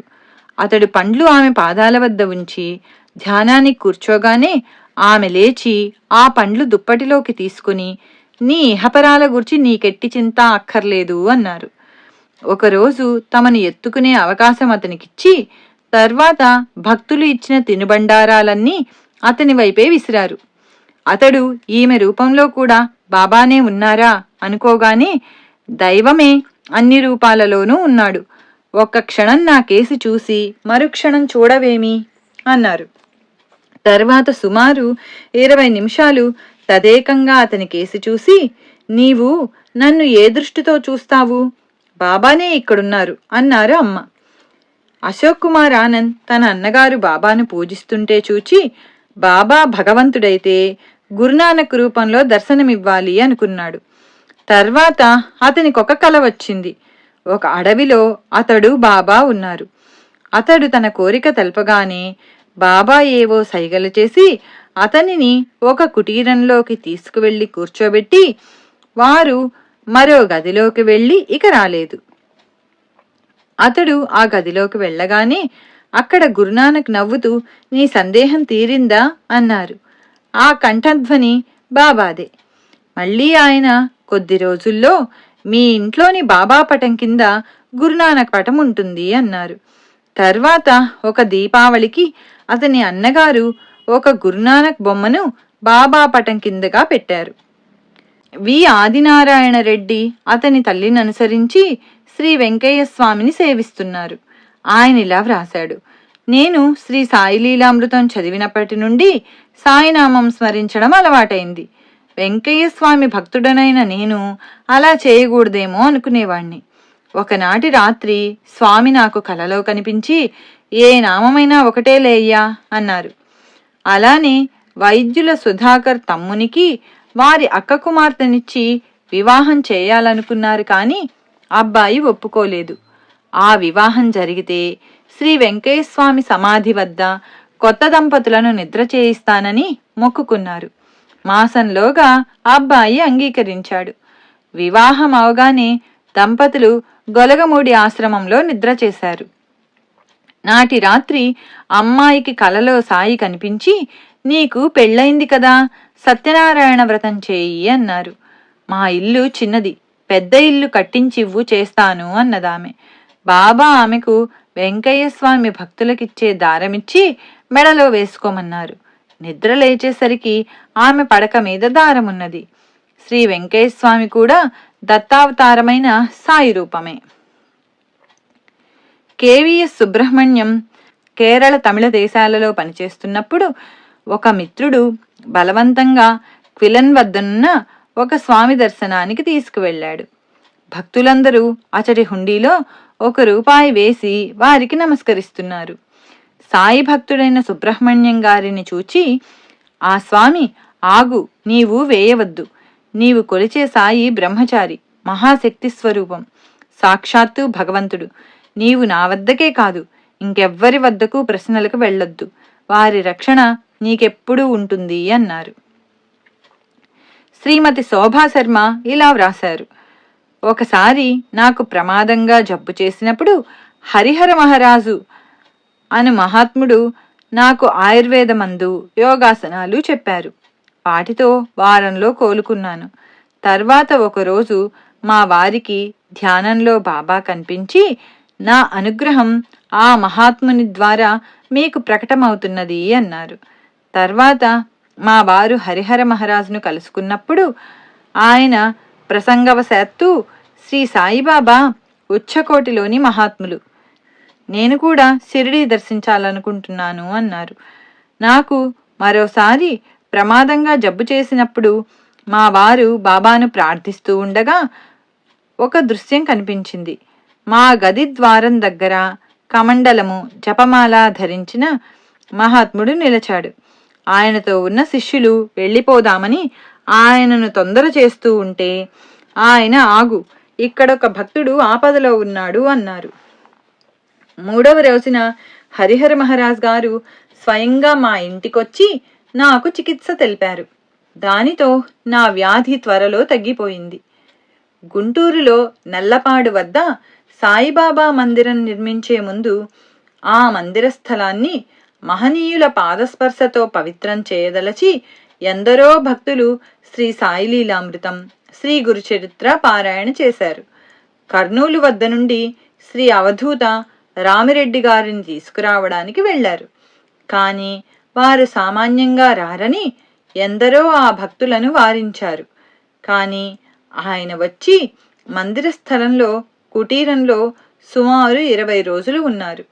అలానే 1986లో శంకుస్థాపనకు శ్రీ రామిరెడ్డి తాతగారు, కన్యాకుమారి నుండి అవధూత మాయి అమ్మ రావాలని భక్తులు ఆ 2 గ్రంథాలు పారాయణ చేశారు. ఆ సద్గురుని అనుగ్రహం వల్ల ఆ 2 అవధూతలు అచట 2 చోట్ల శంకుస్థాపనలు చేశారు. 2 అవధూతలు ఒకే మహత్కార్యంలో కలవడం ఎంతో అరుదు.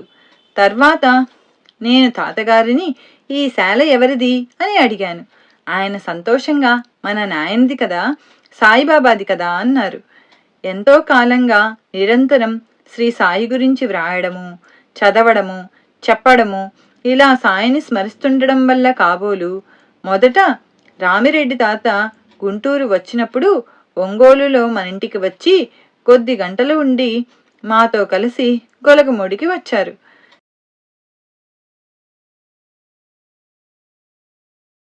దారిలో ఒకరు, తాత, దత్తస్వామి ఎక్కడున్నారు అంటే, ఆయన ఇప్పుడు మనం వచ్చిన ఇంట్లో ఉన్నారు అన్నారు. నా సేవతో దత్తస్వామి, శ్రీ సాయి సంప్రీతులై మనింట్లో ఉన్నారని తెలిసి ఎంతో సంతోషించాను. అలానే మాయి అమ్మను గుంటూరు తీసుకువెళ్తూ ఆ వ్యాన్ మనింటి ముందు ఆగింది. అంత దీర్ఘమైన ప్రయాణం వలన అమిత వృద్ధురాలైన అమ్మ ఎంతగానో అలసి ఉంటారని తలచి సాధ్యమైనంత త్వరగా గుంటూరుకు పంపివేయాలనుకున్నాను. కానీ మనసులో మాత్రం వారు రావాలనే ఉన్నది. వ్యాన్లోనే భజన, ఆరతి, నైవేద్యము అయ్యాక అమ్మ బహిర్దేశానికన్న వంకతో వ్యాన్ దిగి మనింటి వరండాలో సుమారు 1 గంట కూర్చొని వెళ్లారు. ఇది సత్సంగ ఫలమే, పారాయణ ఫలితమే. గుంటూరు వెళ్లేదారిలో అమ్మ అనేకసార్లు సాయిబాబా అని స్పష్టంగా అన్నారట. తిరుగు ప్రయాణంలో శ్రీ సీతారామయ్య షిరిడీ నుండి తెచ్చిన సాయి వస్త్రం ఒకదానిని అమ్మ పాద స్పర్శ కూడా కోరి అమ్మ పాదాలపై ఉంచారు. కానీ వీడ్కోలు సమయంలో అమ్మ ఎంతో ఆత్రంగా దానిని లుంగజుట్టి తమ ఒడిలో ఉంచుకొని తిరిగివ్వక తమతో కూడా తీసుకుపోయారు. దత్తావతారమైన సాయి వస్త్రమంటే ఆమెకు కూడా అంత ప్రీతి కాబోలు. గుంటూరులో కూడా ఒక రాత్రి అమ్మ ఎక్కడా విశ్రమించడానికి అంగీకరించక శ్రద్ధగా చరిత్ర పారాయణ చేసుకునే ఒక భక్తుడింట తమకై తామే రాత్రంతా విశ్రమించారు. అది పారాయణ సత్సంగాల మహిమ. వి బాబా ప్రసాద్ ఇలా వ్రాస్తున్నాడు: శ్రీ సాయి లీలామృతం 20 సార్లు పారాయణ చేశాను. బాబా 2-3 సార్లు స్వప్న దర్శనమిచ్చి మా సమస్యలెన్నో తీర్చారు. నేనీ మధ్య కంచి కామకోటి పీఠాధిపతులు పెద్ద స్వామి వారి దర్శనానికి వెళ్ళాను. ఆ రోజు వారిని దూరం నుండి కూడా చూడలేమనిపించేంత జనం వచ్చారు. నేను కొద్దిసార్లు సాయినామం స్మరించగానే స్వామి లేచి మేమున్న చోటికొచ్చి ఆశీర్వదించి వెంటనే వెళ్ళి యథాస్థానంలో కూర్చున్నారు. చిరంజీవి కెవి రంగారావు ఇలా వ్రాశాడు: ఒక ఆదివారం శ్రీ అవధూత రామిరెడ్డి గారి దర్శనానికి వెళ్ళాను. వారింటి వద్ద లేరు. 10 రోజులుగా భక్తులకు వారి దర్శనం లభించలేదట. నేను సాయిని ప్రార్థిస్తూ ఉంటే వారొకసారి వచ్చి కోపంగా మాట్లాడి వెళ్ళిపోయారు. కొద్దిసేపట్లో మళ్ళీ వచ్చి నమస్కరించగానే వెళ్ళిపోయారు.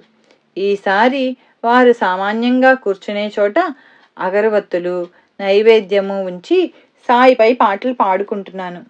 ఈసారి ఆయన వచ్చి నే పెట్టిన నైవేద్యం పక్కనే కూర్చొని నాకు ప్రసాదము ఆశీస్సులు ఇచ్చి నాకేసి చూచి నా జీవితంలో మరువలేని రీతిన అలౌకికమైన నవ్వు నవ్వారు. నా శ్రీ సాయిలీలామృతం పారాయణ వల్లనే నాకీ మహనీయుని దర్శనం లభించింది. సి దయాళ్ శరణ్ ఇలా వ్రాశారు: మేము పారాయణ మొదలుపెట్టినప్పటి నుండి మహనీయులు మా ఇంటికి రావడం జరుగుతున్నది. కర్నూల్లో శ్రీ ఖాన్ సాహెబ్ అనే మహనీయులు ఎప్పుడూ ధ్యానంలో ఉంటూ ఎవరితో పలకకుండా పిచ్చివాన్లా తిరుగుతూ భక్తులను తరిమేస్తూ ఉండేవారు. వారిని తరచుగా దర్శిస్తూ వారు మా ఇంటికి వస్తే బాగుండుననుకునేవాణ్ణి, కానీ పిలిచే ధైర్యం లేదు. అక్టోబర్ 18, 1984 సాయంత్రం 4 గంటలకు నేను నమస్కరించగానే వారు మంచినీళ్లు, తర్వాత బిర్యానీ కావాలన్నారు. అవి తెప్పించే లోపలే వారు నా చేయూతతో లేచి ఒక రిక్షాలో కూర్చుని నన్ను పక్కనే కూర్చోమన్నారు. వారి దగ్గరికి వెళ్ళడమే భయం, పక్కనే కూర్చోడానికి మరీ భయం. ఒక పక్కగా ఒదిగి కూర్చొని రిక్షాను మా ఇంటికి పోనీయమన్నాను. ఇల్లు చేరగానే ఇంట్లో సత్సంగంలోని భక్తులందరూ బయటికి వచ్చి వారి దర్శనం చేసుకున్నారు. స్వామి బిర్యానీ ఉన్నదా అన్నారు. నేను మాంసం ఉన్నదని చెప్పి మా ఇంట్లో తయారైన చపాతీలు తెప్పించిన ఆ మాంసాహార పొట్లము తీసుకున్నాను. వెంటనే ఆయన మళ్ళీ నన్ను రిక్షాలో కూర్చోబెట్టుకొని బయలుదేరి లాల్ మసీదు పక్కన ఒక హోటల్లోకి వెళ్ళి నేను తెచ్చిన చపాతీలే తిన్నారు. ఈ అదృష్టం నాకు చరిత్రల పారాయణ వల్లనే కలిగింది. డి భాస్కర్ లక్ష్మి ఇలా వ్రాసింది: స్వప్నంలో బాబా దర్శనం ఆశించి శ్రీ సాయిలీలామృతం పారాయణ చేశాను. 1984 మే 30 తెల్లవారుజామున కలలో బాబా గుడికని వెళ్ళాను. ఒక చిన్న కుటీరంలో పాలరాతి పలకపై అవధూత చివటమ్మమ్మ కూర్చొని ఉన్నారు. ఆమె బాబా అన్న భావంతో నేను నమస్కరించేసరికి నన్ను దగ్గరకు పిలిచి నా చేతిలో ఊదీ వేశారు. తాము అమ్మ వేరు కాదని, దగ్గరలో ఉన్న ఆమెను సేవించుకొమ్మని సాయి తెలిపారు. మరో రోజు అమ్మ పుణ్యతిథి కరపత్రం మాకు చేరింది. శ్రీ సాయి లీలలకు జాతి దేశ మత భేదాలు లేవు. మొదట నేను షిరిడీ దర్శించాక సశరీరులైన సద్గురువు కోసం అన్వేషిస్తూ 1968లో జిల్లెళ్లమూడిలో కొంతకాలం ఉన్నాను. అప్పుడు అక్కడున్న కుమారి మార్వా అనే అమెరికన్ మహిళ సాయి గురించి విని షిరిడీ దర్శించాలనుకున్నది. కానీ అకస్మాత్తుగా ఆమె తల్లికి జబ్బు చేయడం వలన ఆమె వెంటనే తన దేశానికి బయలుదేరుతూ, నాతో బాబాలో శక్తి లేదు, నేను షిరిడీ చూడకుండానే వెళ్ళిపోతున్నాను అన్నది. కానీ బొంబాయిలో తుఫాను వలన విమానాల రాకపోకలు 48 గంటలు ఆగిపోయాయి. అప్పుడామె టాక్సీలో షిరిడీ చేరింది. నాడు విజయదశమి. బాబా మహాసమాధి స్వర్ణోత్సవం వైభవంగా జరుగుతున్నది. ఆమె సాయిని దర్శించి అమెరికా చేరి ఇలా వ్రాసింది: బాబా నాకు డిసెంబర్ 1, 1970న కలలో కనిపించారు. నాటి నుండి రోజూ నాకు క్రీస్తు గురించి బోధిస్తున్నారు. ఎంత అద్భుతమో! ఇప్పటి నుండి ఆయన నాకు బాబా క్రీస్తు. ఇట్లు సోదరి మార్వా. 1951వ సంవత్సరంలో ఒక రాత్రి సురాజ్బాయికి స్వప్నం వచ్చింది. ఆమె భర్త శవాన్ని శ్మశానానికి తీసుకుపోతుంటే ఆమె శోకిస్తోంది. ఇంతలో కఫ్ని తలగుడ్డాగల ఫకీరు కనిపించి, నీ భర్త బ్రతుకుతాడు, దుఃఖించకు అన్నారు. తక్షణమే ఆమె భర్త బ్రతికాడు. ఆ రాత్రే వేరే ఊళ్ళో ఉన్న ఆమె భర్తకు జబ్బు చేసి చిత్రంగా తగ్గిపోయింది. అతనిని కాపాడినదెవరా అని ఆమె ఆశ్చర్యపడింది. తమ జైన మతంలో అలాంటి వారెవరూ లేరు. ఒక మిత్రుడు సాయిపటం చూపినప్పుడు ఆ ఫకీరు ఆయనేనని గుర్తించి సాటి మతస్థుల విమర్శలు లెక్క చేయక పూజించసాగింది. తర్వాత ఆమె షిరిడీ వెళ్ళినప్పుడు తాను కలలో చూచినది షిరిడీ అని గుర్తించింది. శ్రీమతి ఆర్ ఫెర్నాండెజ్ క్రైస్తవ మహిళ. వీరబ్బాయి ఆంథోనీకి స్నానం చేసినప్పుడల్లా జ్వరం వచ్చేది. డాక్టర్ ఎక్స్రే చూచి అతని ఊపిరితిత్తుల్లో మచ్చ ఉందని చెప్పి 15 రోజులు మందిచ్చినా తగ్గలేదు. అప్పుడామె ఆర్తితో మేరీమాతను ప్రార్థించగా ఆమెకు డాక్టర్ చౌదరి అనే హోమియో వైద్యులు గుర్తొచ్చి అబ్బాయిని ఆయనకు చూపించారు. ఆయన మొదట వైద్య నిపుణుని చేత మందిప్పించండి, తగ్గకపోతే సాయిబాబాను ప్రార్థించి నా వైద్యం ఆరంభిస్తాను అని అబ్బాయి వీపు ప్రేమతో నిమిరారు. తర్వాత అబ్బాయిని వైద్య నిపుణుని వద్దకు పంపి ఆమె బాబాను స్మరిస్తూ ఉన్నది. చికిత్స ప్రారంభించకనే ఆ రోజు నుండే అతడు స్నానం చేసి తృప్తిగా భోజనం చేసినా ఏ రోజూ జ్వరం రాలేదు. తన కుమారుని కాపాడినదెవరా అని ఆమె ఆలోచిస్తూ ఉండగా తలుపు తట్టిన చప్పుడైంది. చూస్తే నీలి కళ్ళు, తెల్లని కఫ్నీ గల ఒక ఫకీరు వాకిట్లో ఉన్నారు. ఆయన ఒక చొక్కా అడిగారు. ఇంట్లోని చొక్కాలు ఆయనకు పెద్దవవుతాయి, వాటిని సరిచేయించి ఇస్తానని చెప్పి దక్షిణ తెచ్చేసరికి ఆయన లేరు. తర్వాత వారి అబ్బాయిని చూచిన స్పెషలిస్టు ఇక అతనికి మందు అక్కర్లేదని చెప్పాడు.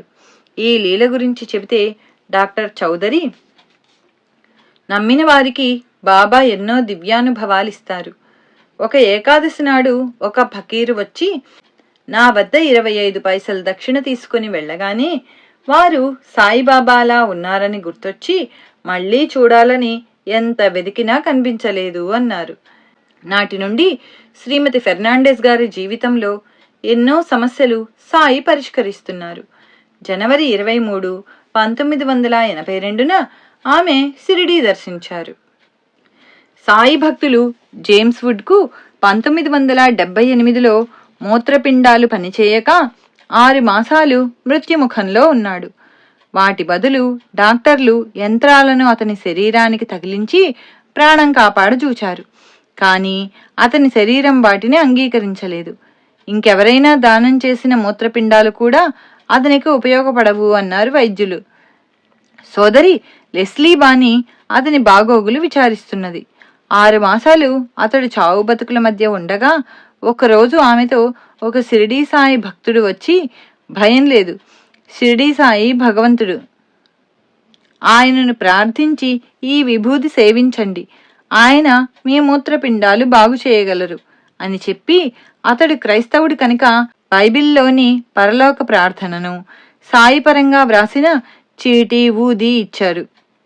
అది సేవిస్తూ ఉంటే 3వ నాటికల్లా అతని మూత్రపిండాలు ఏ చికిత్స లేకుండానే చక్కగానే పనిచేయసాగాయి. వైద్యులందరూ ఇట్టి అద్భుతం ఏ ఆసుపత్రిలోనూ ఇంతవరకు జరగలేదు అన్నారు. నాటి రాత్రి కలలో అతనికి సాయి కనిపించి, నేనిలా రక్షించడం ఇదే చివరిసారి అన్నారు. మరుక్షణమే రాతి మీద కూర్చున్న సాయి పక్కనే ఆ సాయి భక్తుడు కనిపించి, ఇక నుండి నీవు ఈయన్నే ఆశ్రయించాలి అన్నాడు.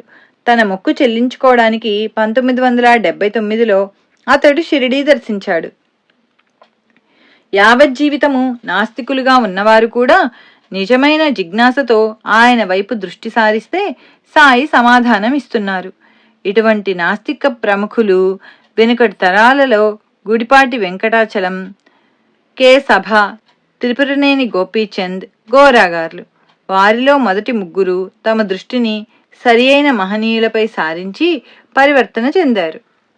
గోపీచంద్ 1954లో కర్నూలులో ఉన్నారు.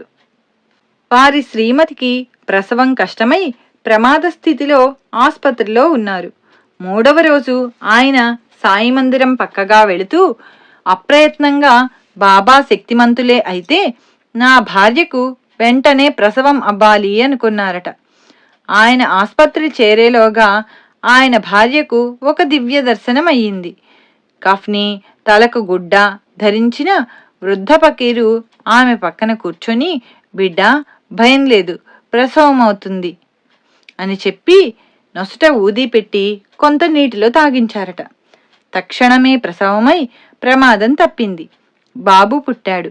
అలా జరిగినది ఆయన ప్రార్థించిన క్షణంలోనేనని తెలిసి గోపీచంద్ తన బిడ్డకు సాయిబాబా అని పేరు పెట్టారు. అలానే నాస్తికుడు, ప్రముఖ రచయిత కె సభ ఇలా వ్రాశారు: నేను ఆపాదమస్తకము మంటలలో మగ్గుతున్నట్లు బాధలతో, జబ్బుతో మంచంలో ఉన్నప్పుడు శ్రీ సాయి లీలామృతం చదివాను. మధ్యాహ్నం మగతలో శ్రీ సాయి కనిపించి టీ అడిగారు. సాయంకాలం 5 గంటలకు నా జబ్బు తగ్గుతుందన్నారు. తర్వాత కలలో వర్షం వచ్చింది. ఒక పాము వచ్చింది. కొందరు రమణాశ్రమం వైపుకు ఒక శవపేటిక మోసుకెళ్తున్నారు. నిద్ర లేచాక బాబాలాగా తలగుడ్డ చుట్టుకొని టీ తెప్పించి నేనే తాగాను. వర్షం వచ్చింది. 5 గంటలకు జబ్బు నయమైంది. 7 గంటలకు ఒక పాము వచ్చింది. ఇవన్నీ స్వప్నంలో లాగానే జరిగాయి. కానీ శవపేటిక, సాయి వదిలి వెళ్లిన తుండుబట్ట మాత్రమే కనిపించలేదు. మీకే సభ. సాయి తమ వ్యాధి తగ్గించి మృత్యువు నుండి రక్షించారని వారి భావం. జాస్తి శేషగిరిరావు గారు 54వ సంవత్సరం వరకు నాస్తికుడు. మిత్రుడు భాస్కర్రావు ఎన్నిసార్లు సాయి గురించి చెప్పినా పెడచెవిన పెట్టేవాడు. ఒకరోజు వారి మరదలు మీరాబాయి చేసే బాబా భజనకు పిలిస్తే వెళ్లారు. భజన వింటూ సాయిబాబా పటం చూస్తూ ఉంటే కళ్ళు మూతపడి తెరవడం ఆయన వల్ల కాలేదు. కన్నీరు కారసాగింది.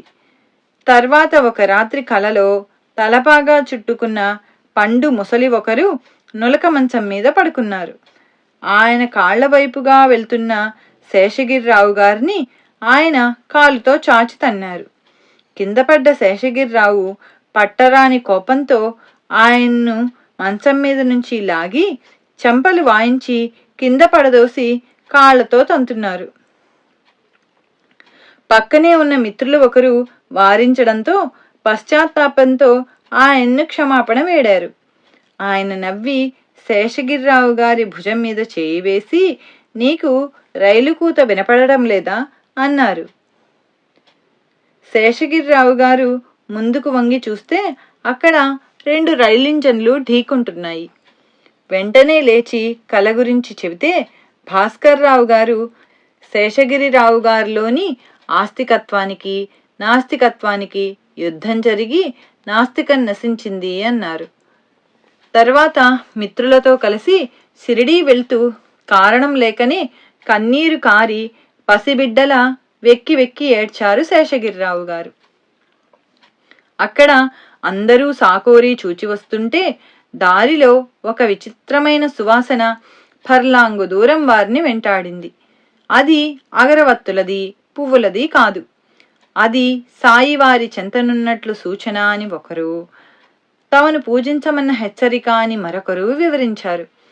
శ్రీ సాయి నాలోని నాస్తికత్వాన్ని పూర్తిగా తొలగించి నా అంత్యదశలో జ్ఞాన మార్గం చూపినందుకు నేనెంతగానో సంతోషిస్తున్నాను అని చెప్పారాయన.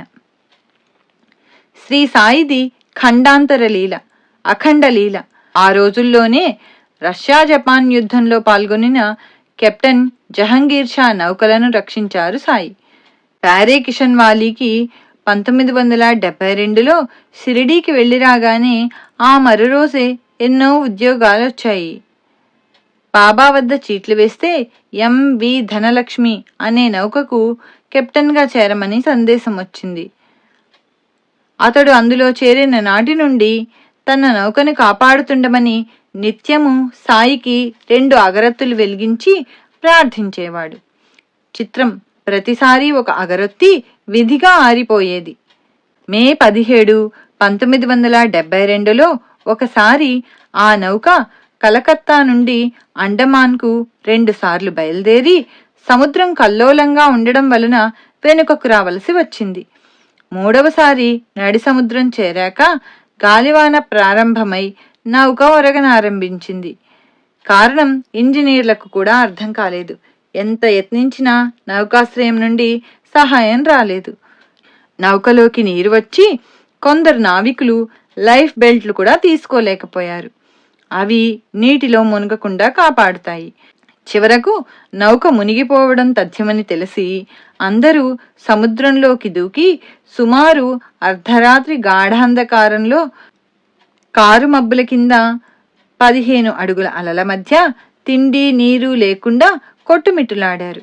ఇలా 30 గంటలయ్యాక అతడు ఇక శక్తి లోపించి చనిపోవడం తథ్యమని తలచి బాబాను ఆర్తితో ప్రార్థించగానే ఒక పెద్ద దుంగ చేతికి చిక్కింది.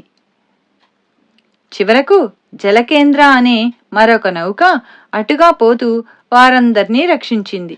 కిషన్వాలీని ఆ నౌకలోకి లాగుతున్నప్పుడు అతడు 20 అడుగుల వరకు పైకి వచ్చి 3 సార్లు నీటిలో జారి పడిపోయి స్పృహ కోల్పోయాడు.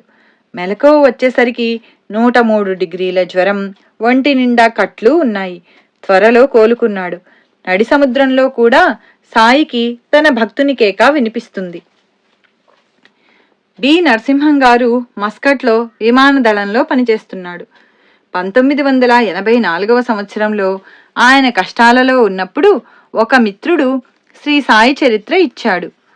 ఆ పారాయణ అయిన రాత్రి బాబా కలలో కనిపించి, నన్ను నమ్ముకో, కష్టాలు తీరుతాయి, తర్వాత వృత్తిరీత్యా ట్రైనింగ్కు లండన్ వెళ్తావు అని చెప్పి అదృశ్యమయ్యారు.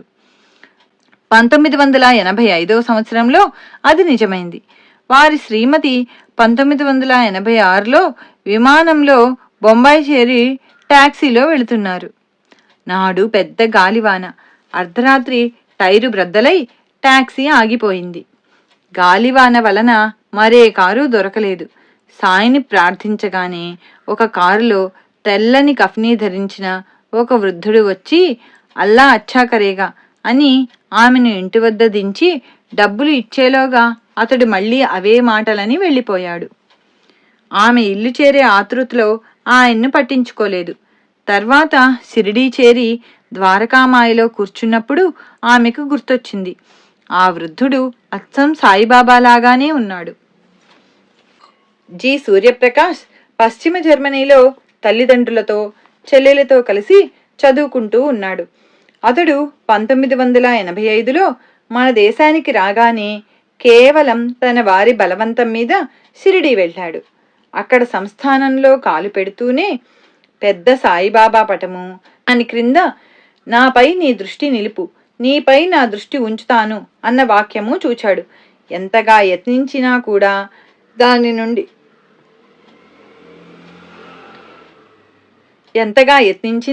దాని నుండి దృష్టి నిగ్రహించుకోలేకపోయాడు. మందిరంలో కూడా ప్రగాఢమైన శాంతి అనుభవించాడు. పశ్చిమ జర్మనీ వెళ్ళినప్పటి నుండి అతని మనసంతా సాయిబాబా మీదే పరిగెడుతున్నది. ఒకసారి స్వప్నంలో బాబా పటం కనిపించింది. తర్వాత అతనికి గణిత శాస్త్రంలో మౌఖిక పరీక్ష జరగనున్నది. అంతకుముందు 2 సార్లు ఆ పరీక్షలో విఫలుడయ్యాడు. సామాన్యంగా 3వ అవకాశం ఇవ్వరు. అలాంటిది అతనికిచ్చారు. ఈసారి పాస్ అవ్వకపోతే అతడు కోరిన పై చదువు సాధ్యం కాదు. అతడు మౌఖిక పరీక్షలో తన వంతు కోసం ఎదురు చూస్తూ ఉంటే అతని బోధకులతో మాట్లాడడానికి వచ్చిన ఎవరో వ్యక్తి ఇతనిని ప్రత్యేకించి పలకరించి శుభాకాంక్షలు చెప్పి వెళ్ళాడు. పరీక్షలైపోయి అతడు ఫలితం కోసం వేచి ఉండగా ఆ వ్యక్తే మళ్ళీ ఇతనిని పలకరించి వెళ్ళాడు. నాడు గురువారం. అతడు ఆంగ్లంలోని శ్రీ సాయిలీల అమృతం ఆ ముందటి రోజే పారాయణ పూర్తి చేశాడు. పారాయణ మొదలుపెట్టినప్పటి నుండి అతనికి ఏకాగ్రత కుదరనారంభించింది. నాడు పరీక్షలో అన్నీ అతనికి తెలిసిన ప్రశ్నలే అడిగారు. అతడు ఆశించిన కంటే ఎంతో అధికమైన విజయం పొందాడు. తర్వాత మరొక పారాయణ చేయగానే మరొక పరీక్ష కూడా పాస్ అయ్యాడు. సినిమాలు, డిస్కోలు, విందుల పిచ్చి వాటికై అవే తొలగాయి. డాక్టర్ ఎం విజయ్ కుమార్ ఇలా వ్రాశాడు: మా బంధువు డాక్టర్ కెవి సాయి లండన్లో 14 సంవత్సరాలుగా వైద్యుడిగా ఉంటున్నాడు. అతడు 1983లో ఒకరోజు స్పృహ తప్పి పడిపోతే పెద్దాసుపత్రికి తీసుకువెళ్లారని ఫోను వచ్చింది. మేము ఆర్తితో సాయిని ప్రార్థించాము. మరుసటి రోజు తెల్లవారుజామున నాకొక కల వచ్చింది. ఆపరేషన్ థియేటర్లో సాయి మా వాడికి ఆపరేషన్ చేస్తూ తమ పిడికిలి తెరిచారు. అందులోంచి ఒక నల్లని తాచు మా వాడి పుర్రెలో జొరబడి ఒక నల్లటి ముద్దను బయట వేసింది. బాబా, ఇక భయం లేదు, అవసరమైనది చేశాను అన్నారు. డాక్టర్ రోగి తలలో నుండి పెద్ద వ్రణం తొలగించారని 4వ రోజు మాకు వార్త వచ్చింది. 12 సంవత్సరాల హోమీ ఎప్పుడూ బడలికగాను వక్షస్థలంలో నొప్పిగాను ఉంటుంటే పరీక్ష చేసి అతడికి గుండెలో రంధ్రమున్నదని, అమెరికాలో ఆపరేషన్ చేయించాలని డాక్టర్లు చెప్పారు. మే 16, 1976న అమెరికాలోని హోస్టన్ నగరంలో సెంట్ లూక్ ఆసుపత్రిలో చేర్చారు. అతనికి 2 రోజుల్లో ఆపరేషన్ చేస్తారనగా హోమీ అతని స్నేహితుడిచ్చిన బాబా పటం పెట్టుకుని ఊది నోట్లో వేసుకుని కొంచెం గుండెలకు రాసుకుంటున్నాడు. మే 20 గురువారం నాడు డాక్టర్ డాంటన్ కూలీ అతనిని మళ్లీ పరీక్ష చేసి, ఇదెక్కడి అద్భుతం, ఇతని గుండెలోని చిల్లు మూసుకుపోయింది, ఆపరేషన్ అవసరం లేదు అన్నాడు. అలానే బొంబాయికి చెందిన ఈఎస్ సానీకి గుండె జబ్బు చేస్తే అక్టోబర్ 21, 1981న లండన్ నగరంలో ఆసుపత్రిలో చేర్చారు. మొదట జయప్రదంగా జరిగిందనుకున్న ఆపరేషన్ విఫలమై 20వ రోజున అతడు స్పృహ తప్పి 6 రోజులు కోమాలో ఉన్నాడు. అతని పరిస్థితి విషమించిందని, అతన్ని ఇక క్షోభ పెట్టక ప్రశాంతంగా చనిపోనివ్వడమే మేలని డాక్టర్ చెప్పాడు. రోగి వద్ద ఎవరూ ఉండకూడదని చెప్పారు. ఆమె ఎంతో నిబ్బరంగా, వారి సంగతి బాబా చూసుకుంటారు అని బాబా ఊది తెచ్చి భర్త మీద చల్లి వెళ్ళిపోయింది. ఇంటి దగ్గర ఆమె ప్రార్థిస్తుంటే త్యాగ్ శరీర్ చలా జాయంగే ఔర్ ఆయంగే అన్న మాటలు వినిపించాయి. ఆమెకేమీ అర్థం కాలేదు. ఆమె హృదయం మాత్రం తేలికైంది. మరో రోజు ఉదయం 11 గంటలకు ఆమె భర్త కుర్చీలో కూర్చొని ఉన్నాడు. స్పృహలేని స్థితిలో అతని శరీరం అంతటికీ పక్షవాతం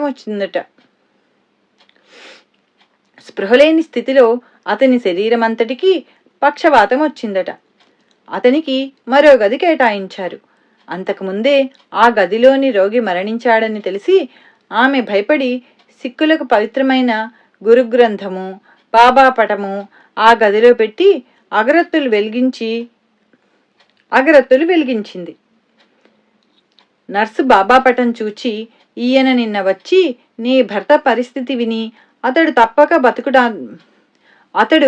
తప్పక బ్రతుకుతాడని చెప్పి వెళ్లారు అన్నది. ఆ పటంలోని సాయి ఏనాడో సిద్ధి పొందిన మహాత్ముడని శ్రీమతి సాని చెప్పగా ఆమెకు మతి భ్రమించింది అనుకున్నది నర్సు. అలానే అతని వ్యాధి తగ్గి జనవరి 21, 1982న మన దేశానికి తిరిగి వచ్చారు. సి సింహాచలం గారు ఇలా వ్రాశారు: మిత్రులు ఆంజనేయులు గారి 9 సంవత్సరాల పాపకు రోజూ జ్వరం రావడం వలన నాడి బలహీనంగా ఉండేది. వైద్యులు అమ్మాయికి శ్వాసనాళంలో రంధ్రమున్నదని, శస్త్రచికిత్స తప్పదని తేల్చారు. నేనతనికి బాబాను ఆశ్రయించమని చెప్పాను. అతడు 2 రూపాయలు బాబాకు దక్షిణ పెట్టి మొక్కుకొని సిరిడి ఊది పాపకివ్వసాగాడు. అతడు తర్వాత సెలవు పెట్టి పాపను శస్త్రచికిత్సకు మద్రాసు తీసుకువెళ్తూ మళ్ళీ తానెప్పుడు డ్యూటీలో చేరతానో చెప్పలేనన్నాడు. కాని 4వ రోజు కల్లా అతడు తిరిగొచ్చాడు. పాప శ్వాసనాళంలో ఏ లోపము లేదని వైద్యులు తేల్చారట. అలానే నర్సారావుపేటలో ఒక మిత్రుని భార్యకు కడుపులో పుండని ఆపరేషన్కు చిలకలూరిపేట నర్సింగ్ హోంలో చేర్చారు. శ్రీ సాయిని శరణు వేడమని చెప్పి ఒక సాయి ఫోటో ఊది ఇచ్చాను. అతడు భార్యకు ఊది పెట్టి తన అత్తగారిని తోడుంచి నర్సరావుపేట తిరిగొచ్చాడు. ఆ రోజే ఆపరేషన్ జరగవలసి ఉన్నది.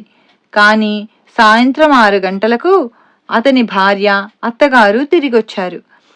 డాక్టర్ మళ్లీ పరీక్ష చేసి కడుపులోని పుండు మానిపోయిందని, ఆపరేషన్ అవసరం లేదని చెప్పారట. శ్రీమతి ఎస్ లక్ష్మీకాంతమ్మ గారు ఇలా వ్రాశారు: మేమొక వంక కుటుంబ చిక్కులతో కుంగిపోతూ ఉంటే మా వారికి గొంతు నొప్పి వచ్చింది. ఒంగోలు డాక్టర్లు అది క్యాన్సర్ అని తేల్చి మద్రాసు తీసుకెళ్లమన్నారు. చేతిలో చిల్లిగవ్వలేదు. చికిత్సకు 10,000 అవుతుందన్నారు. దిక్కుతోచక సోదరులు శర్మగారింటికి వెళ్ళాను. ఆయన బాబా ఫోటో చూపి ఆయన్నే శరణు వేడుకో, భయపడకు అన్నారు.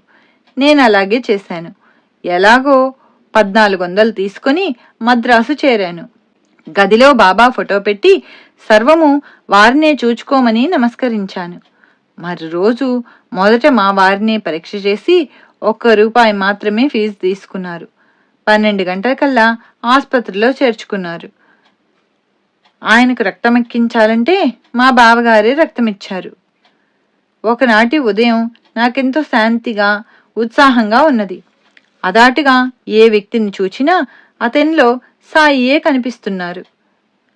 ఆసుపత్రికి చేరగానే అనుకున్న దానికంటే 10 రోజులు ముందుగానే చికిత్స పూర్తయి మా వారిని డిశ్చార్జ్ చేశారు.